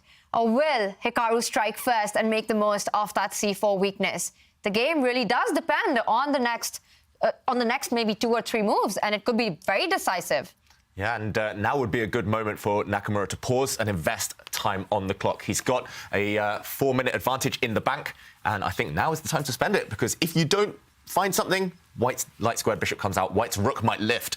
James will be happy with that one, and I think there'll be no problems at all for Magnus Carlsen. If anything, the game could turn, but Black's rooks need to get active. Black needs to strike here and now. I actually like knight d6 here. I mean, I'm a fan of the tempo, right? Knight d6 is tempo. I hit the pawn, make you do something. You either defend it or not. I mean, I'm going to take if you don't. And I'm also threatening something like knight to f5 as well. I want to attack this bishop. If b3, I maybe have b5, in fact. Actually, just to try to maybe, loosen some squares there. Maybe after takes, I might have rook c1. In some cases here, right, it's already some trouble here. But it's a very nice. I get some activity. So a big fan of the tempo here, and make things, you attack as much as you can, especially having his development lacking. King's in the center, bishop on f1. You haven't developed the rook on h1. The faster I can develop or do things, the faster you can get in trouble. I may even have b5 right now, right? So there's lots of possibilities for Black. But again, as you mentioned, David, that using his time, this is the time to use it right now. Yeah, and just as I predicted, he is wisely spending his time. That's why he's so good, Nakamura. He'll blitz you, he'll kind of rush you on the clock when he needs to, but he also knows exactly when to pause. This is a critical moment because we've just seen that transformation of material. And the top players, when there's a transformation, whether it's simplifications, trades, captures, threats, attacks, that's when they pause and work out, kind of get their bearings on the position. I like your move there, James, retreating the Black Knight. And Magnus, looking very calm at the moment, but I think inside he's actually slightly nervous about this exact position. Big decision here for Hikaru. Will he strike immediately with the b-pawn or attack the c4 pawn? How fascinating is it that both these games have been very quick queen trades and still so rich in complications? Yeah, because the players are not trying to necessarily make a quick draw. If they were doing that, they'd play the Berlin line that we see Hikaru and Wesley play all the time. But instead, we see games that just have an ambiguous start, and then the players are on neutral territory. And we just saw Hikaru drop his knight back, so he's clearly playing for a win. And Magnus needs to be quick here. Right? We keep talking about it. He has given up a rook, but he has a bishop and 2 pawns in return. If Magnus was castled, could protect this pawn c4, he would be better here. I like the pair of bishops in the center. I just think that he's a little bit behind in development. Yeah, and you could see on the frown on Magnus's face that he's not comfortable. Slightly too slow here to get everything he wants from the position. And on your note, Tanya, they've played each other over 100 times in rapid chess. I don't recall any boring games, any boring draws, really, unless it suits them both, maybe in a tournament situation. But that's always a fight, always imbalanced, both of them always going for each other. That's why it's such a popular matchup between these two titans. Exactly. That's why we love to watch both of them play. We've never seen them settle for a quick draw, even without queens on the board. That's exactly what we saw in game 1. And here as well, they are going for each other's throat. Now, remember, if there is a decisive result, then the winner takes the match and will enter the grand final. If it's a draw, then we will have an Armageddon, a big threat on the board currently. The c4 pawn is under fire. Magnus Carlsen thinking, how can he defend it? Does he need to defend it? Can he start looking for activity already? Is b3 going to appear on the board? Are you expecting that, David? Yeah, to be honest, I wasn't really considering anything else. But as you mentioned, Tanya, maybe you can go for activity yourself as White. Maybe it's time for that rook lift for Magnus to show he's been doing the hard yards and to move this rook up the board. For example, you could shuffle it up, and if the knight takes the pawn, suddenly you slide and counterplay against the Black King. Look at how strong this bishop is. I love this piece, maybe the MVP right now for White, attacking this pawn with the rook and the bishop, of course. Black can defend, I should mention, by dropping back with his knight. That's why I think Magnus is pausing. Otherwise, he would definitely go for this active continuation. And suddenly the Black rook would have an open file. It's not just the pawn dropping, it's more the open file. But still, interesting option for White. He's taken about 2.5 minutes. He's down to 3 minutes on the clock, and critical positions are coming up. He will have to take some more critical decisions in this game. Those extra seconds are going to count. Magnus Carlsen drops below 3 minutes. That was very, very important here. I mean, you don't care who you are. I mean, even Magnus has a problem. Like, of course, Magnus lost to Hikaru in the Speed Chess Championship, right? This isn't the Speed Chess Championship, but, I mean, it's getting in speed time territory, in fact, for Magnus at least, right? You can't do another 3 or 4 minute think, actually, as Magnus here. At least, I mean, if I'm Hikaru, I actually have 2, maybe 3 more 2 to 3 minute thinks that I can do right now. So, I mean, this is huge time edge for Hikaru here. And, you know, this is a critical moment. I'm also down in exchange. I need to be precise. I need more time to think about this. I think practically Magnus is in a lot of trouble right now. Yeah, and is Hikaru sensing that? Is he sensing a little blood here?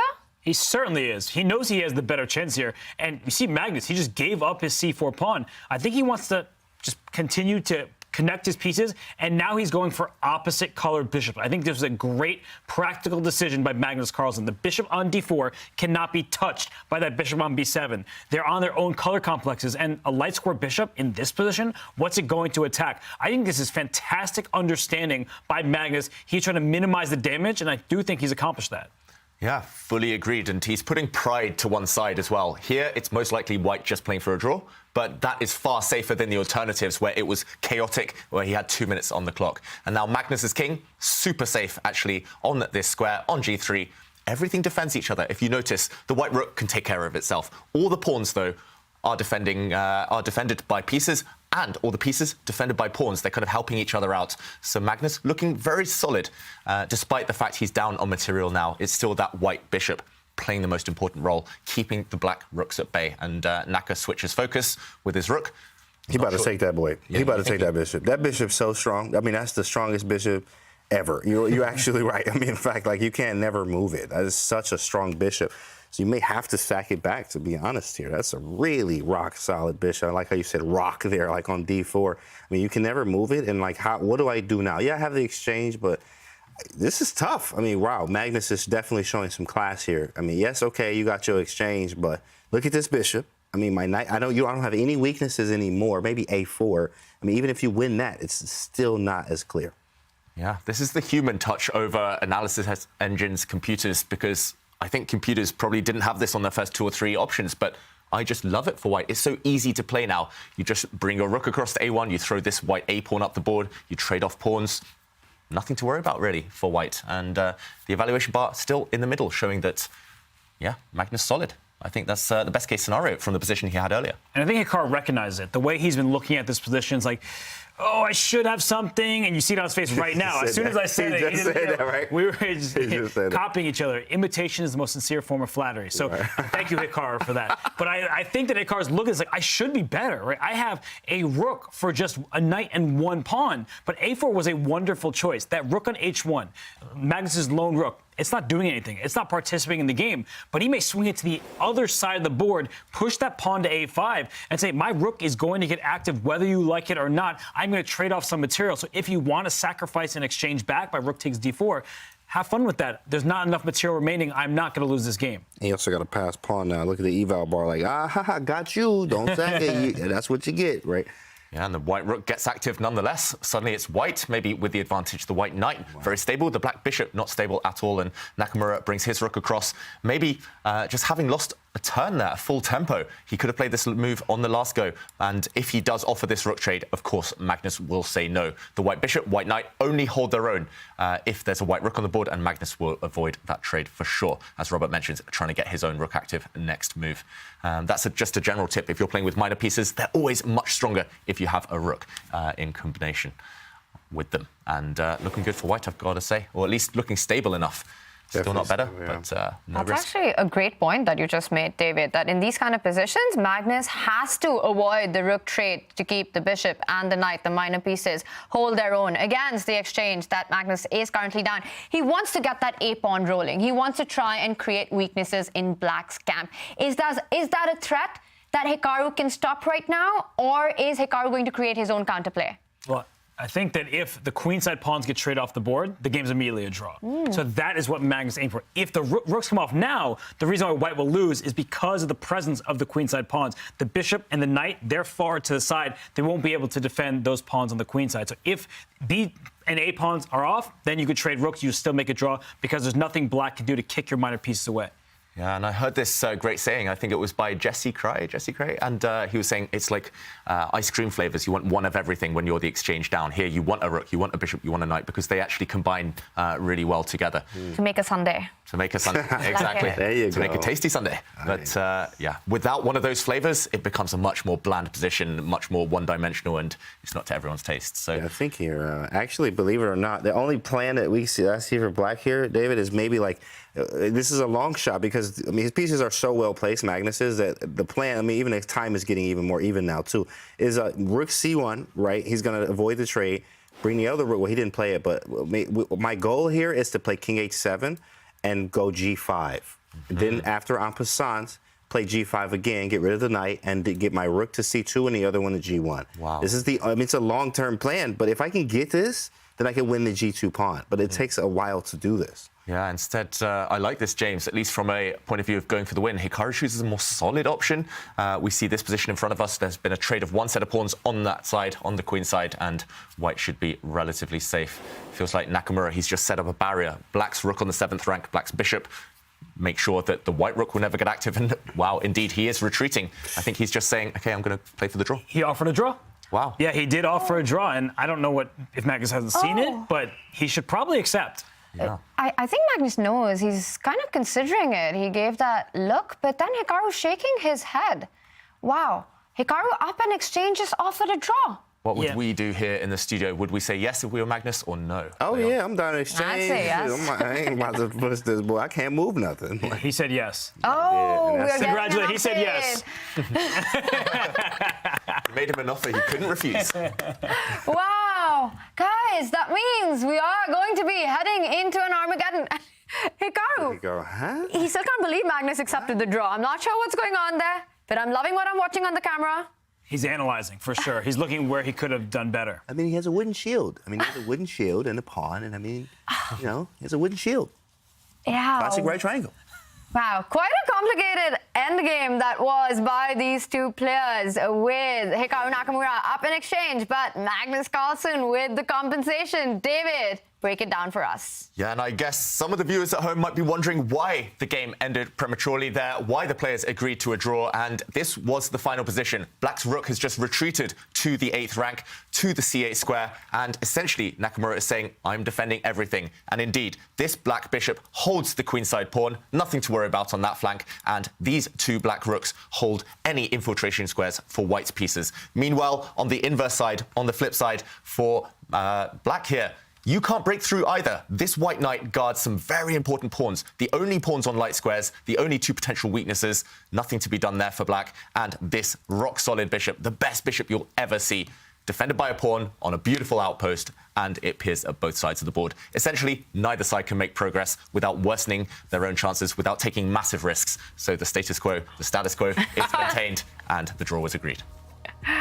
Wow. Hikaru offers a draw. Magnus accepts it. And with that, we are heading into an Armageddon after two very exciting draws. After this Twitch break, we will be back with a breakdown on the strengths and weaknesses of these two players.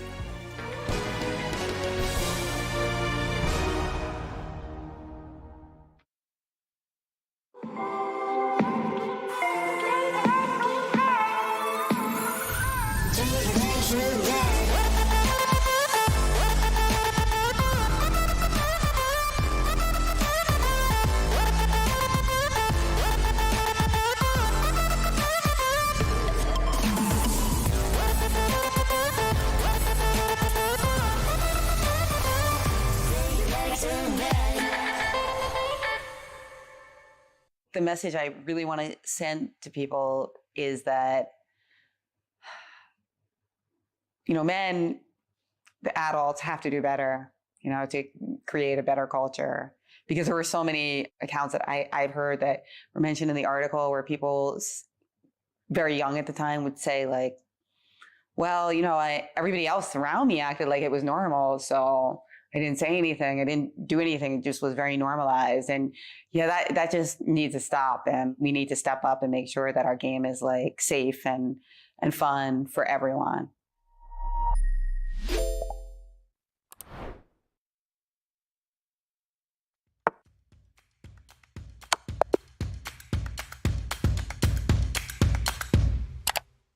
Just played an exciting game and want to see if you got a brilliancy? Or maybe where you could have improved? Chess.com's game review is just a click away. Game review is a fast, fun, and instructive guided review of your games. See your accuracy and your opponent's accuracy. Check out the eval graph for an instant overview and scroll down to see how many great moves, best moves, blunders, and yes, brilliancies you have played. Learn from Chess.com's coach who gives move explanations, opening statistics, and shows you the best lines of play. With retry mistakes, you can get another shot at finding missed opportunities. Try Game Review today on web, iOS, or Android.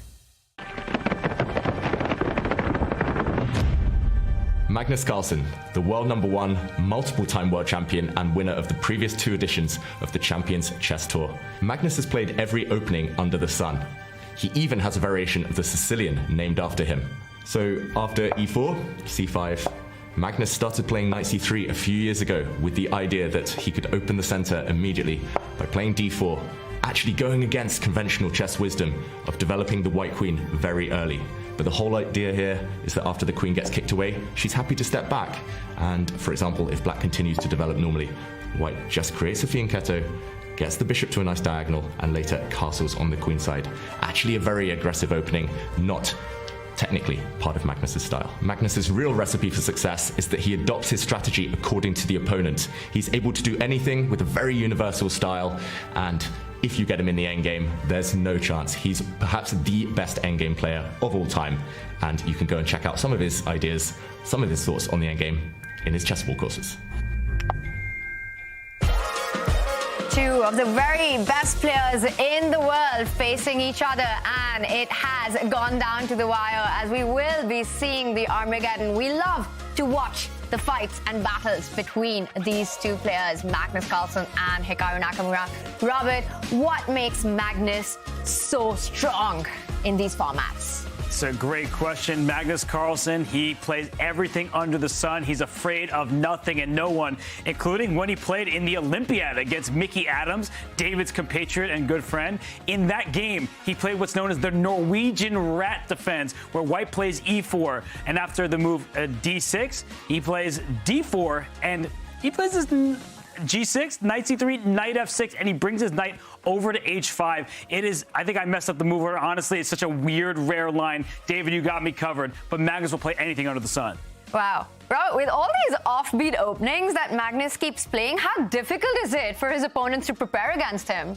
It's nearly impossible, but the same is true for Hikaru, right, James? Absolutely. Of course, Hikaru being an absolute beast, strong, tactical, wizardry, right? Of course, one of my favorites. Of course, I followed a lot of his games, especially when King's Indian, if we bring up this one right here. This is actually against Gelfand, right? Playing with the black pieces, where he left his queen hanging for like 4 moves, right? If you see it here, of course, bishop h3 in this position, right? I mean, David got me here as after his queen was attacked, he played bishop to h3, which was the next move. This position? I'm catching up with James. Bishop h3. Right, bishop h3, queen hanging, right, okay. Right, then we have the next move. What happened here?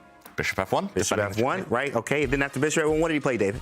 Queen d3. Queen d3! Wow. Look this game up. Look this game up. This is against Gelfand. This is the type of chess that I like, and this is why I'm a big fan of Hikaru as well, because he plays this kind of chess. This is from a King's Indian, for all you King's Indian fans out there. What happened after this, David? White ended up playing on and resigning a few moves later, but I guess the main idea, James, bishop takes queen. Yep.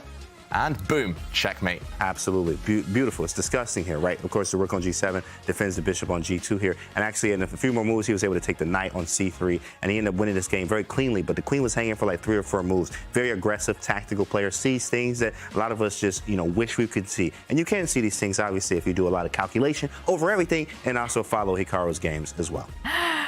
Wow, thank you so much, Robert and James. Magnus Carlsen with his varied opening repertoire, making him one of the most difficult players to prepare against, as Robert mentioned. And of course, the super aggro style of Hikaru Nakamura, as James just showcased, makes him such a beast. Of course, both these players are extremely universal, can handle any type of positions. Well, right now, they have to handle the Armageddon. Some mind games we're expecting in the bid. The player who bids the lower time wins the Armageddon bid, gets to choose the color. Usually it's black, because black gets result odds, which means that if it's a draw, black wins the match. White has to win the Armageddon on demand. The opponent starts with 15 minutes, no increment. Wow, that's always a lot of fun. Now, guys, in the Air Things Masters, we saw so much drama with the Armageddon bids. What are we expecting? How low is too low? I don't want to go first. David, you save me. I think anything under 8 minutes is too low. We've seen it in the past. Levon Aronian made it work against Artemiev, but it came down to 1 or 2 seconds. Magnus bid under 8 minutes once, and he was punished on the first day of this tournament. So I think we'll see maybe 8-9 minutes minimum. It should be more than that. I don't think they can take risks. Yeah, if Magnus bids 8 and wins, that means Hikaru starts with 15. That just feels like too much of a time advantage for Hikaru. Yeah, it's a tricky situation because Hikaru gets a lot of time, but he also gets the white pieces. But then it's a draw, and draw wins, and also a win wins with black. Like, how much time do you have? I mean, really, it's like a mess right now. And of course, but Magnus always usually outbids everybody. I don't know how he does it. So I can't wait to see the bid here to see if he even wins this bid at all. Well, you called it, James, and we are going to reveal the big bids for this big Armageddon that is coming up. And Magnus Carlsen bids 9 minutes 27 seconds, loses the bid to Hikaru Nakamura, who bid 9 minutes 17 seconds. It is advantage Hikaru. He takes the black pieces, but starts with 9 minutes 17 seconds. Robert, what do you make of this winning bid? It is advantage Hikaru. It has been advantage Hikaru over the chessboard. So I'm not surprised that he won the psychological battle as well. But I don't think Magnus will be too unhappy, because he gets a huge head start on the clock. Yeah, how much of a mental win is this for Hikaru? It will be huge. We saw 2 months ago in the Air Things Masters, Magnus outbid Hikaru by 1 second, and Magnus went on to take that Armageddon.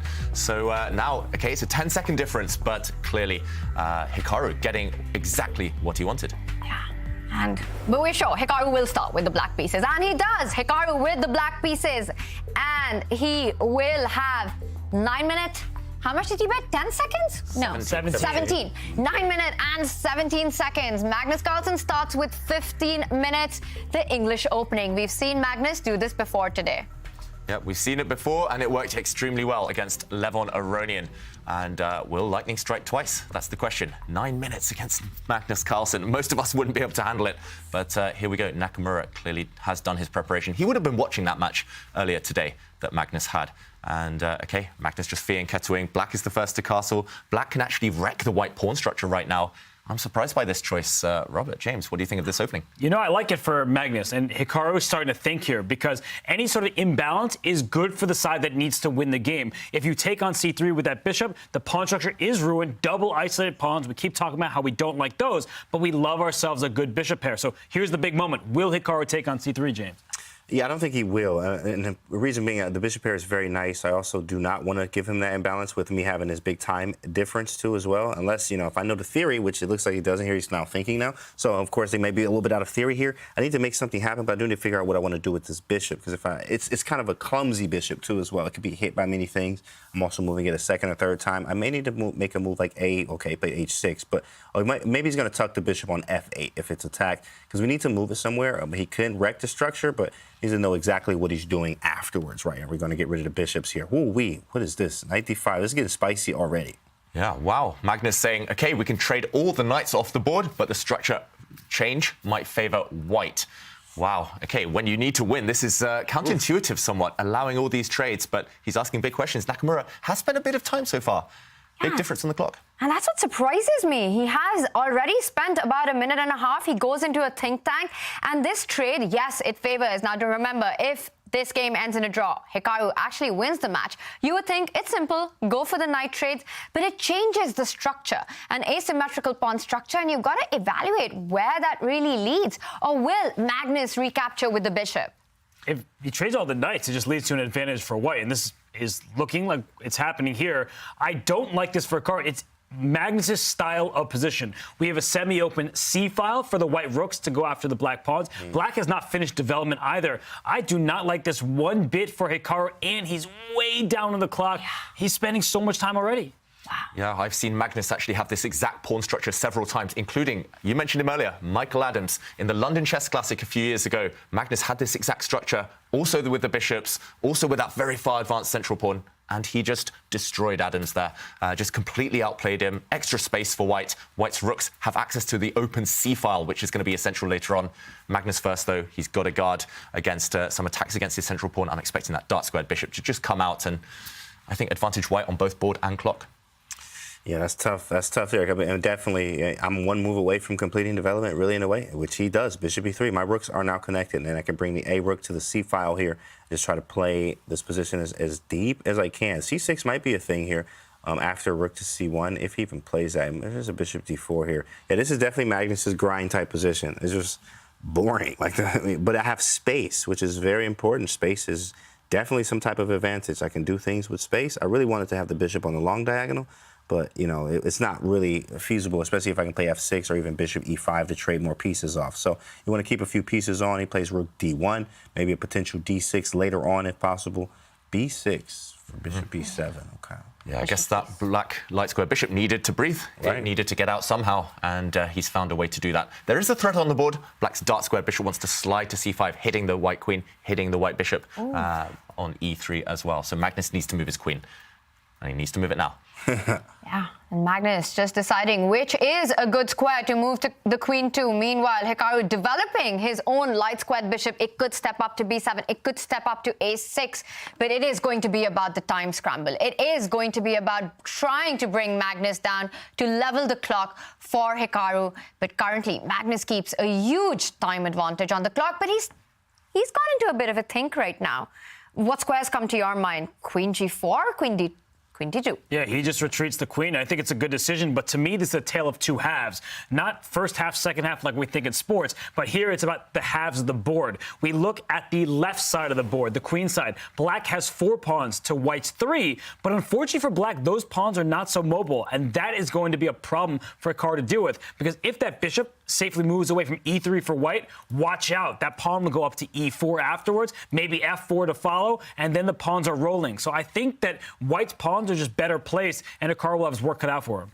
Yeah, he does. And, OK, he's playing on the side he's strongest. Makes a lot of sense. He pushes this pawn forward. He's saying, OK, these two will never advance, at least. Maybe this bishop will try to make Robert's plan slightly less feasible by putting some pressure on this backward e-pawn. But Magnus is saying, OK, look at my rooks. They're so much more efficient than yours right now. This is the big target in the position, and watch out for Magnus as well. At the right moment, trying to trade off these bishops just to highlight the weakness of this backward pawn. Still early days, of course, but lots of maneuvers here, and maneuvering positions actually cost players more time on the clock. So in terms of the Armageddon, great strategy for Magnus. This one is not going to fizzle out anytime soon. We won't see queen trades anytime soon either. So how is Hikaru going to manage with 6 minutes, no increment? And is that Magnus's strategy? Just keep the pieces on the board, just keep making moves. Even if they don't have direct threats, he just wants to bring Hikaru down on the clock, flag him. You remember the advice we gave Artemiev? Be shameless.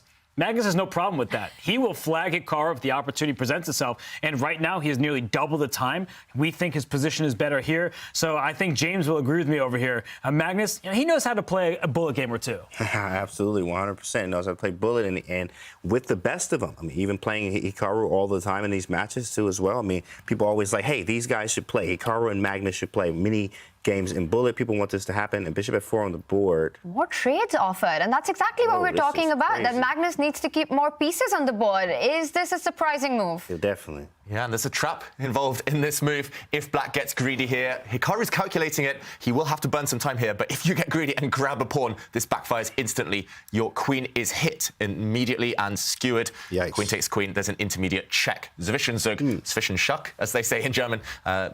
between check and when the king moves, the queen drops. White has won a rook. So Hikaru spots that, of course. He moves his bishop. And now Magnus will be thinking, firstly, he can step his pawn forward, free of charge. You can start advancing on the side you're stronger. We talked about those two halves of the board. Secondly, there might be sacrifices on this square at the right moment. And yeah, I would be worried for Hikaru if White can get away with that safely. First of all, the pawns start advancing. The avalanche begins. And, OK, after a trade, look how backward this pawn is on c7. Eternal weakness for black. That's ugly. Wow, this looks like bad news. And Magnus there hinting or doubling up on the C line, targeting the weakness that, David, you just pointed out. Is this position more dangerous than it looks for Hikaru, Robert?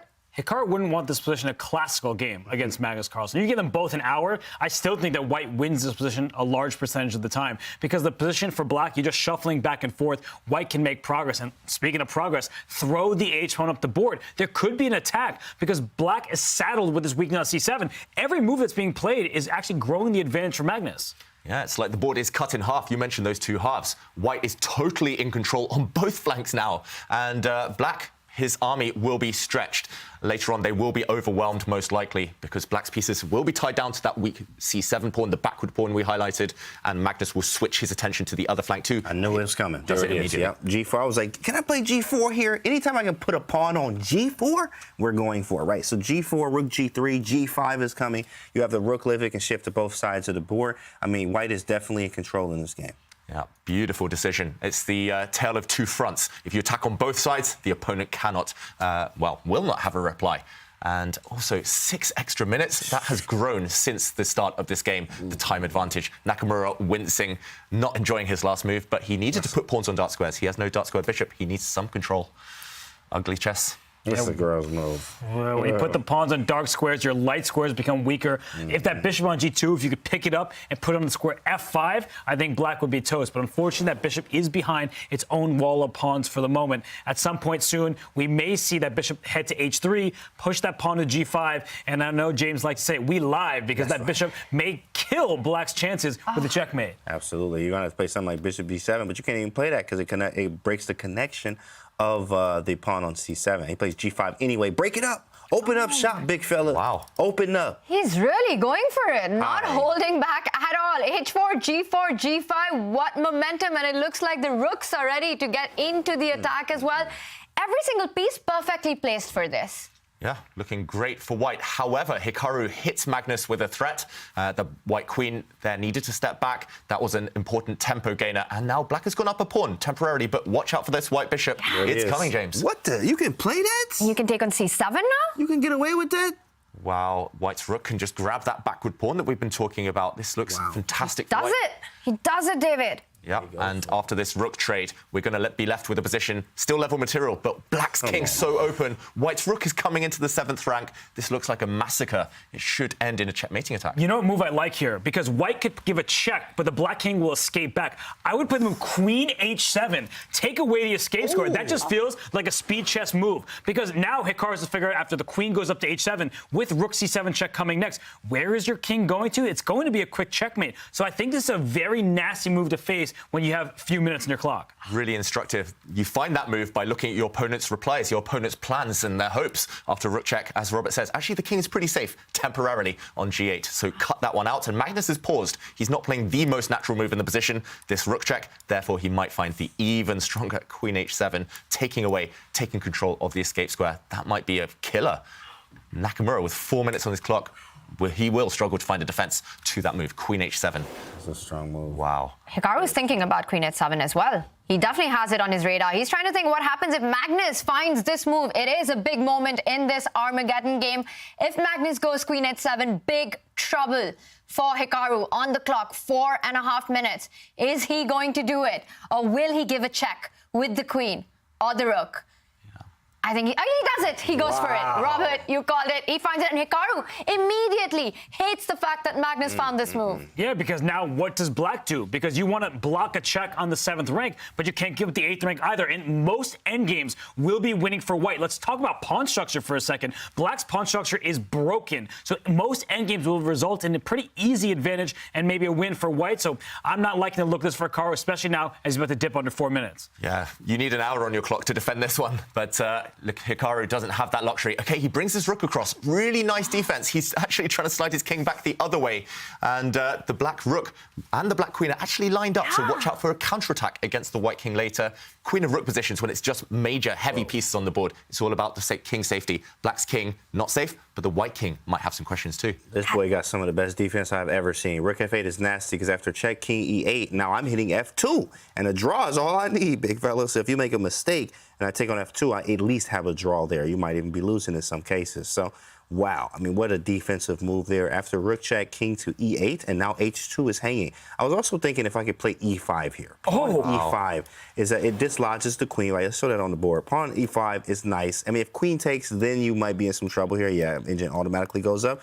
And maybe like a queen something. h5. Queen c2, maybe. Queen c2 is nasty, James. Yeah, because you have to defend, and you got queen c6 and rook check. Yeah, absolutely. Right. James, you're on fire. I am a Jedi. Sometimes I forget that. Sometimes I forget. But it is, that's nice. But let's go back to pawn takes. After e5, what happens on pawn takes?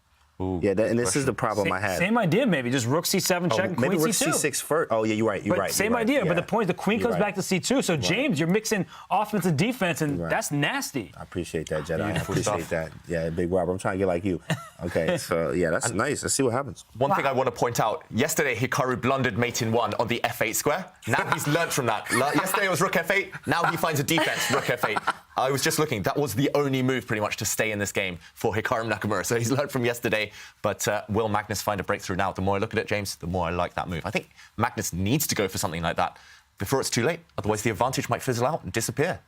He's calculating right now, but Hikaru Nakamura in just 30 seconds finds the best move in the position for black, bringing that rook, not just defending his king, but also putting pressure on Magnus's king on g1. It's not an easy idea to find what James has mentioned, to retreat the queen all the way back to that c2 square once the e-pawn advances. Will Magnus be able to find this? He's gone into a think tank. He is looking for the blow in this position.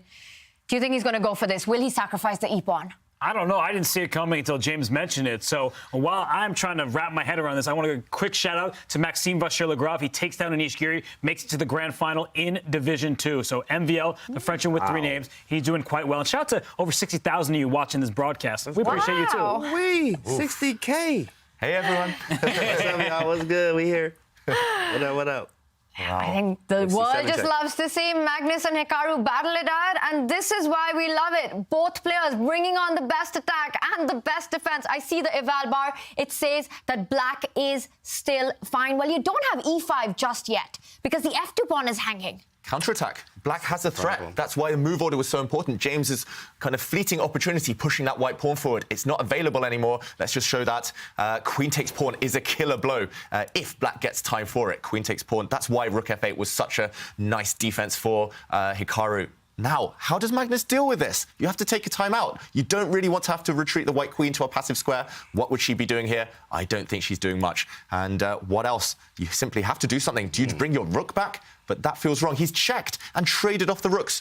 And we're in a queen endgame. This is the current position. The worst is over. No pass pawns for white. The worst is over, man. This might be a draw. Yeah, and it's equal pawns. And if it's a draw, that means Hikaru actually takes the match. He knocks out Magnus Carlsen to go into the grand final. Magnus there missing a big opportunity, but Hikaru is going to have to defend this till the very end. It's going to be very difficult because of the pawn structure. Look at black's pawns. They're loose no matter where your head turns to. And there's a pawn hanging. Black could take white's pawn on b2, but that won't be a good idea because white will deliver a check and win this d6 pawn. And in this kind of endgame, it's often about the quality of the pawns. And if white can win a pass pawn there, if we just show this line, queen b2, check, take on d6 with check, and the important point is the d5 pawn will run to the other side. We'll see a second queen appear. White will win this game. So Hikaru sees this, and now he's deep in the think tank. He really doesn't have that much time. Magnus actually can flag Hikaru here. 3 minutes is not that much compared to your opponent's 5. This is tough. This actually is tough. I mean, queen end games are the hardest ones. And go through your, open up your Devoreski page 687, right? When you get there, and it's going to tell you about the queen end games that are very hard, like this one. But yeah, queen e5 I thought was a move, but like it's definitely difficult. Very hard to defend this, actually. Yeah, centralization with the queen makes sense. When in doubt, centralize your queen. The one thing I know about queen endgames is that nobody knows anything about queen endgames. They're that difficult. You just have to guess at some point. You have so many options. Black's queen had 5 or 6 viable squares. Why not choose the center? Just make that quick decision. And Magnus, I don't think there's anyone as good in queen endgames as Magnus in history. So if anyone can win it, it should be him. Objectively, though, it feels like black should be safe enough because the white king isn't exactly protected either. We could definitely see a perpetual check later if the black queen is able to start harassing the enemy king. So Hikaru, if he's able, should be able to hold this, but 3 minutes. I really fear for him on the clock. Magnus needs to speed up, just bring that white queen back somewhere to safety and just keep the tension. Keep asking those questions. Black's king not finding any safe squares anytime soon. That's the problem, is the safe squares. I might actually find safety if I can by actually moving the king forward. As you saw with the Fabi game, Hikaru, when the king went all the way up to g4. Something similar like that, because if I can get my king to maybe f4 and then take it, so that's not going to be allowed now. So maybe just king g6. Magnus spent a long time on that move, though, over a minute. And with only a few minutes left with Armageddon format, that it could be vital later. Now the black king advances. White's pawns now under fire on the queen side. Black's queen may be threatening to go and capture them in the next move or two. Yeah. Magnus needs to defend for a move. Hikaru brings the king into the game, playing the role of a key defender for the king's side pawns. So playing with whatever is left makes a lot of sense. Meanwhile, White's king isn't that active. It looks like Magnus's hopes are purely on the clock right now. And Hikaru's thinking, can I take this pawn on b2? Magnus brings his king up. I thought he was going to push the pawn that was under attack to save it. And Hikaru's looking at it. He wants to snack on it. And I feel like what the problem for Magnus right now is even if he starts throwing this game, his advantage out the window, he needs to start making moves more quickly. Hikaru would punish Magnus if the colors were reversed on the clock. Magnus needs to do the same. Yeah, Magnus, he's a great speed player, of course, but his mouse skills, I don't know if they match Hikaru's. And, okay, still extra minute on the clock. He does fix the structure on the queen side, and the black king runs in that direction. Actually, if the queens disappear, Magnus has great winning chances right now. Can he force that in a favourable situation? Advancing, leading from the front, the white king. I was not expecting that move. Yeah, king f3 definitely is a nice move, because I'm like zugged out, meaning zugzwang. Like, what do I do as black? I just have to shuffle back and forth. Queen f5 was a big turn, and g6, a huge blunder. What did Hikaru miss here? What is the winning move? It might have been queen not e6. that. It might have been queen e6. What was the winning trade move? him in king g4. Oh, my goodness. Wow. Forcing the queens off was winning. James is right. Just a couple of moves ago. This was not obvious at all for a human. I said a lot of Devereski there, you know, pawn in games, right? Queen e6 takes, and then king g4, king f6, and I think he's zugged out, f3. Let's quickly show that, James. Queen swap, and as you mentioned, it is zugzwang. This position, black needs to defend his pawns, and here white can just wait. For example, black's king can even hit this one, and you have another waiting move. You just push B3, this pawn. and then take the pawn. Yeah. And GG, you win. Wow. Sick. And second event in a row where Hikaru is fortunate because against Wesley So in the Air Things Masters, this was exactly what was happening in a queen endgame. A queen trade could have led to a win for Wesley, but I think this is not over for Hikaru. Magnus is going to keep the game going. Look at the clocks. Magnus is up nearly 40 seconds, and the defensive task, just because the king has run to the queen side, it's not over for Hikaru. Yeah, this one, he's going to have to defend backs to the wall for the rest of this game, at least another 50 moves, and he's going to have to keep pace on the clock. Look at the two kings. They're running to safety. We said there's never going to be safety for them. They're hiding from any potential checks on that side. David, the clock, it's getting level there. So it will come down to some dirty flagging by both of them. If the queens get traded, it is advantage Magnus simply because of Hikaru's horrible pawn structure for a king-pawn ending. But till the queens are alive, Hikaru, it's game on. He just needs a draw. Yeah, he just needs a draw, and wow, 10 seconds in it now. Magnus's camera also froze for a second. This is very relevant. Is his internet connection able to hold up? He's in France. Yeah. Another big king move. I mean, these playing unexpected king moves, first to f3, now to b3, and Hikaru gives up d6. He wants to take e4. Is there a perpetual check? Does he pick up the e4 pawn? Does he start checking? Start checking that white king? Check, he goes b3. There's no perpetual yet. He zigzagged to a3 and b3 after. Wow, Hikaru now tanking for 20 seconds. He needs to move. I don't think you can get away with just grabbing that white pawn in the center. White will then be the one giving the checks, gaining time on the clock. You need to check and just hope for the best. You need to move. But look at the clock. He's on a 1 minute, 15 seconds. This is not good. Unless he has a draw by force, he is going to be in trouble of being flagged. You have to check. It's a bullet game now. You have to go king a3. Only move. Correct. Where is the again, draw? b3. b3. No more checks. But queen c3, there's queen c6 check. I don't know what happens to the queen trade there. What about centralize and then thread mate, right? And then check everywhere else. Yeah. He has a check, but then I run a6. He's got to work it out with less than a minute on his clock. Can he afford a queen trade? Can he threaten checkmate, trap that white king somehow on the edge of the board? He needs to find an accurate move. If he makes a slip now, Hikaru, he's losing. Queen b1. I think, though, there's always queen c6 back to c3. So he goes here. I think Magnus can like queen c6 check and bring his queen back to defense. As long as you don't allow a perpetual check, he can flag Hikaru. Yeah, he can flag Hikaru. Just give a couple of checks first, a couple of quick checks, gain time on the clock, and then retreat that white queen. Yes. There's no increment, though. Well, he does give a check. If he comes back, there is a check on a1. Where do you retreat with your queen? Back to c1, to the first rank. I know you're giving up a pawn f2. You maybe find yourself in a losing position at some point, but you need to beat him on the clock. He only has 45 seconds. Yeah, 45 seconds. Just check, make your opponent react. That's how you kind of gain time, especially considering your opponent's lower. But Magnus is too slow. Again, not switching to that Armageddon mindset. You've got to be nasty. You've got to be mean here. Just flag. That's right. He's definitely, when the time gets closer, Hikaru does get a little bit stronger here. Yep, there it is. He pushed and immediately made a move here. Oh, wow. But that move, the eval bar went up. So white can maybe, well, queen e1. You have the a1 square covered. You protect your pawn. You may just start throwing that passed one off the board. He plays it. And you've got the b4 square covered as well. No checks for black. Just push the pawn. Just throw it. Oh, He does it. He finds it in 30 seconds for Hikaru. Can he stop the e-pawn from advancing, or is this just game over? I think he's going to block it with his queen, but then he has no more checks. Yeah, and then the black queen will be purely passive. It's going to be one-way traffic. The white queen is going to activate herself now, and you can play forever this position, Magnus, but 5-6 seconds in it. Wow, it's all about the clock now. It's a winning position for white, we think, or at least a better position, but is it enough on the clock? Apparently he's made a mistake, but he is up a few seconds. This is going to come down to the wire, everybody. Make a move, Hikaru. He does it. What? I mean, he can't trade queens. The black king would be too close. King e7. Yeah. I mean, d8. On the move, right? 19 seconds, he's going to flag him. Any safe square for black. Perpetual coming. Oh, my God. Oh, queen c2 check. So you have a counter check if black checks on the second rank. So he's checking in diagonals. Wow, king b1. Got to move. Oh, no more checks. Oh, and what's happened there? What happened? We see a reaction. Magnus is mouse. Oh, no. Oh, my God. Did he pre-move? He mouse slipped. Whoa, and Hikaru there celebrating. Magnus mouse slipped, blundering into that queen. What an end. And Hikaru Nakamura takes this match. Wow. Unbelievable. Wow. What a finish. We didn't expect that. We thought it might be decided on the board, decided on the clock, but not with a mouse slip.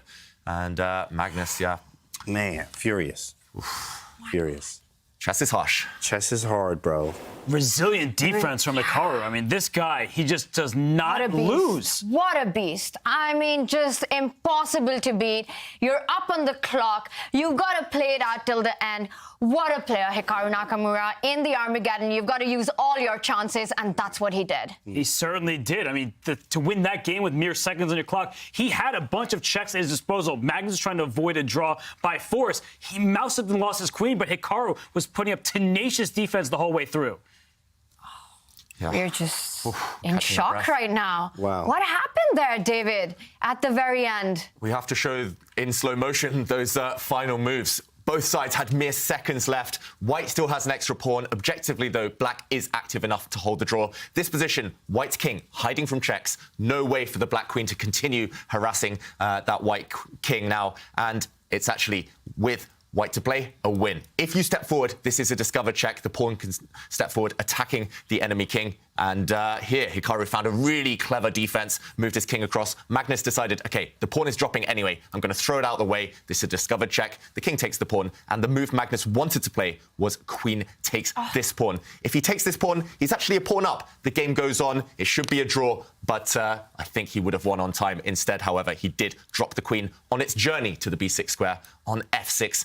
The worst possible mouse slip, of course, losing the queen after king takes queen. And that was how this final was decided. Hikaru moves on. Actually, any other queen move where you're not dropping it on the spot, you win. And that was the pain on Magnus Carlsen after that mouse slip. Giving the game, giving the match, and Magnus Carlsen is out of the tournament. And Hikaru, what a fighter, what a beast. He takes this Armageddon. He kept up his resourcefulness. He did not give up in the end. Many would have. and it paid off. Wow, what a match. Man, that's crazy. The defense was serious. Oh, just unbelievable stuff. And this was our scoreline. We saw 2 epic fights in the Rapid, ending in draws, and a nail-biting Armageddon, which just had us on the edge of our seat. It could have gone either way. And in the end, the mouse slip caused Magnus Carlsen the match, which means that Hikaru Nakamura will be moving on to the grand final against Fabiano Caruana, and we are being joined by the winner. Hikaru, congratulations. Thanks. Yeah, it was a wild match, but I came out on top. You really did, and Hikaru, it really was your resilience and resourcefulness. Was that the key to today's match victory? Yeah, I mean, this match, of course, it really, the first 2 games weren't super exciting. I mean, the third game, obviously, Armageddon was the one that was really critical. I mean, I think Magnus made a couple of mistakes. I thought, for example, a mistake being a generic term, but I thought when Magnus played G5, it was not a good decision practically because it simplified the position. I felt that at that point, I think I had maybe 5.5 minutes left, and I thought that he could have just played like Queen G3 and F4, just kept the pressure up and kept the game going forever. And he sort of simplified a little bit too early. Obviously, later, it still was very, very tricky, but I found, I think, a lot of very, very good moves. There were many moments when I could have lost in the Queen and Pawn endgame. Probably I had a couple ways that I could have drawn, but without like 2 or 3 minutes on the clock, probably impossible. So yeah, it all worked out. Hikaru, it was amazing to see unfold there. And there's some great questions from the chat about you and Magnus and your rivalry. In some ways, do you consider this a kind of modern Kasparov-Karpov duel? I guess you could say it over the last like 3 or 4 years since the pandemic began. I think, to be fair, if you go prior to that, what is a good example? I think a good example, I'm trying to think of like a European analogy, but I'll just use a baseball one. It's like comparing the New York Yankees and the Boston Red Sox. The Red Sox won a World Series in 1918. They didn't win again until I think it was 2004. That's probably a better comparison. The Yankees won something like 15 or 16 World Series during that time. So I don't think you could say that in terms of the early days. But the last couple of years, I've found a way to play well. I think the main thing is I don't fall apart against Magnus. In the past, I would have fallen apart very quickly, especially like this third game where when he played Queen H7, I had missed this Queen H7 idea altogether. And even if I do actually look at the cams, I saw Magnus's reaction when I played Rook F8, and he realized that he had made a slight mistake too, allowing that. So there's been a lot of back and forth the last couple of years. And I think, yeah, it's great for the fans for sure. Well, just on that note, Hikaru, you're talking about some of the psychology. Did you feel like you had the upper hand when you outbid Magnus in this Armageddon? No, I think the thing is in this event more so than the first one. Like the first one, I think all of us were trying to be like super precise in our bids, see just how low you can go. And I kind of was like, I'm just going to bid something. I didn't even really think about it that much. It was just like, make a bid. Who cares? You get white. You have 6 minutes. Just deal with it. And so there wasn't, I think, as much psychology going on. But it was nice because I think if you go back to the first event, I think I was bidding something like, I bid like 757 against Wesley or something completely ridiculous. I got away with it, but no, I was happy to be black having draws because, of course, in chess, most games do end in a draw, something like 60% plus. So that was an advantage, but still, the opening I got was not good. Magnus complicated very early, but you just keep trying to play moves, and I found a way. Great job, Hikaru. Congratulations, defensive wizard. So we have a question from the chat actually here is, what is your favorite thing to do after a chess game or match? My favorite thing to do after a chess game or match is do a recap for YouTube and make money. That's my favorite thing to do. That's beautiful. Hikaru, congratulations. And looking ahead, tomorrow you get a chance for revenge against Fabi. What are your thoughts on the match? Yeah, I don't know. It's going to be tough. I will say that, like, coming off the high from today to have to play Fabian tomorrow, to have to win one match and then win a second match. But I would say that if I look at this event, I felt that yesterday was the day that I played the worst by far. And it was really unfortunate because Fabiano also had a bad day. If Fabiano was playing well, I wouldn't have anything to complain about, but he didn't play his best either. So I think, probably come out tomorrow, try to play good chess. And obviously I have to win 2 matches, but you play and you see what happens. Hikaru, it could have gone either way. It was an awesome match and really fun to watch. So entertaining. I have to ask you, at the Can I add something briefly, though? I just want to add one thing, though, which I think is important. Like, when I'm talking about the moment when he played G5, like, the reason I say he simplified too early is because this queen and pawn endgame, if we reach this queen and pawn endgame, I think at the start it's in like 3.5 minutes. If I have like 2 minutes there, I lose that, I would say, like 90% of the time. But because he simplified too soon, that extra like 90 seconds to extra like 100 seconds really did make a huge difference. Like a huge difference. I do want to say that. Right. Fire. Wow. That was a very exciting match, Hikaru. It was an awesome match to watch. And I was going to ask you that in that final moment, really anything could have happened. And we saw the reaction on both you and Magnus. And maybe we can bring that up for you because this was such a big moment. And you can see it when you fought so hard and finally it goes your way. What was going on in your mind when that Queen F6 happened?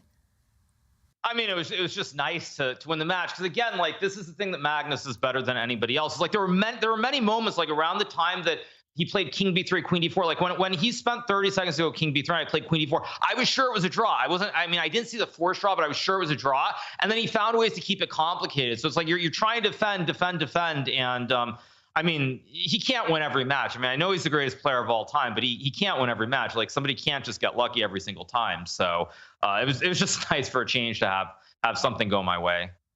Yeah, it was amazing, Hikaru. And what do you think was the reason that everyone loves watching a Magnus-Hikaru matchup? I mean, it's because, again, like, it's because in the last couple of years, I've actually, I've learned how to play somewhat decently against Magnus, whereas for the previous 10 years, I just lost every game. It wasn't even close. And I think when you combine that with the fact that we're probably the two most popular figures in chess right now, and if the matches are close, like, that's what you need in chess. Like, you don't want one-sided matches. You don't want things to be boring and just wipeouts. Like, that's never good for the fans. And so I think when you have us playing, the matches are always tense, always close. It's just very, very good for the game. Very good. And Hikaru, I just have a quick question. You talked about your own growth playing Magnus. What can you say about Fabiano's growth in quicker time controls? Because he had many critics in earlier stages of his career, but now he seems to do very well in all of these rapid events. I think that's just the nature of chess. When you don't have classical tournaments all that frequently anymore.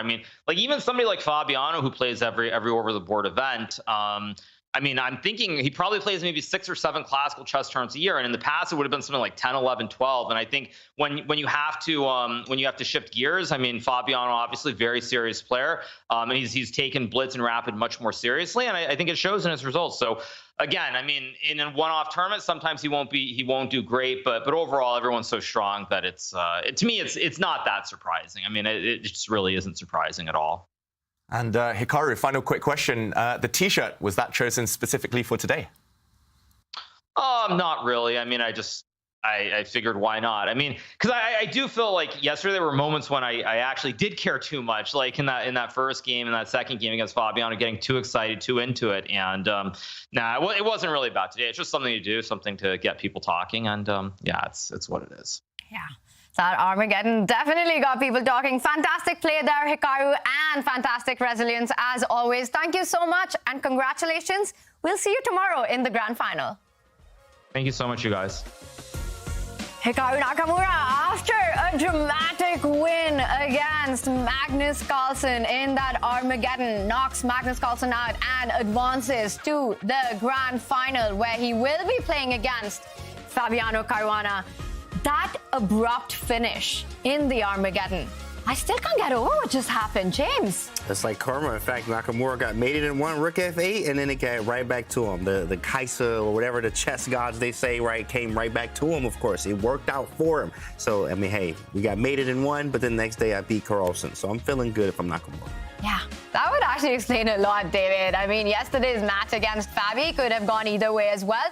And Hikaru gets a chance for revenge tomorrow. What are you expecting? Yeah, most of us would have had our heads hanging. We would have been cursing those chess gods after a blunder like yesterday, but it shows the strength of Nakamura's character, coming back from that blunder to beat Magnus. And tomorrow, I expect him to want revenge, much more than he showed, actually, in that interview. I think it will really drive him, and when he's in a final, he's going to try and win it. So, it's going to be close. Nako will have his task cut out, but I think he's the favorite.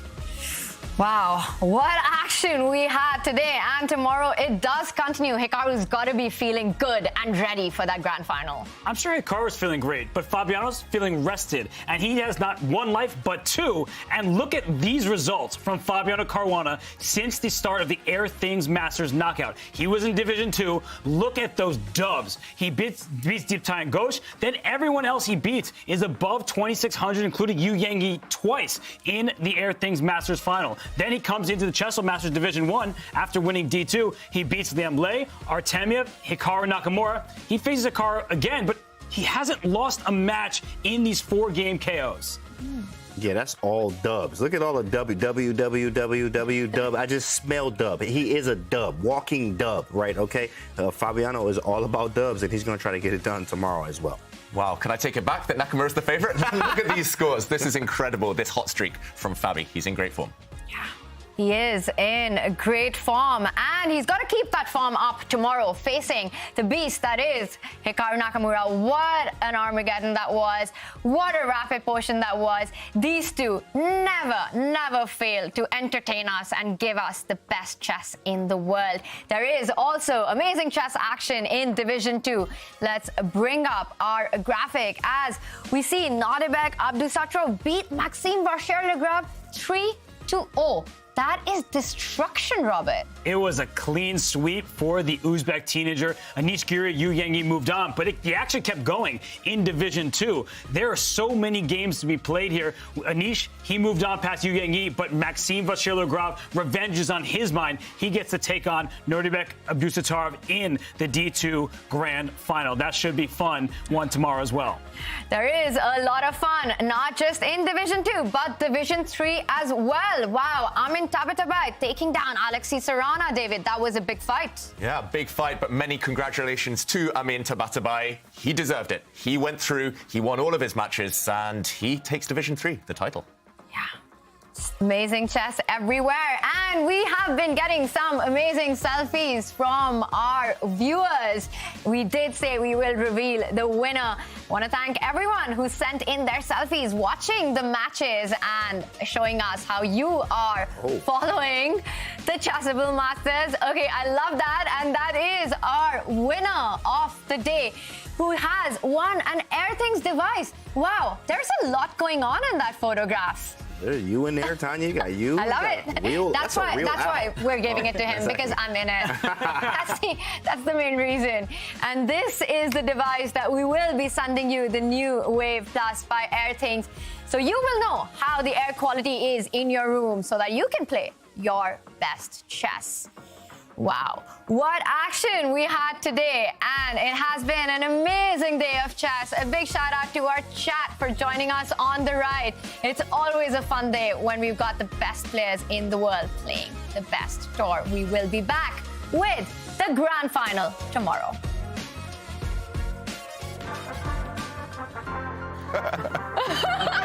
Should we just do this for the whole show? G4, oh my goodness. There we go, there we go, Magnus. And he does it. He does it. Boy, you better get him checked. Black's rook is actually on the third rank, going to come and take a pawn with check, attacking multiple pieces. This is fire. Yeah, he tricked him. Oh no, my pawn, Eric Rosen style. I really don't like the look this for Hikaru on the board, but also on the clock. That's fancy. It's not just the suit. The game is over.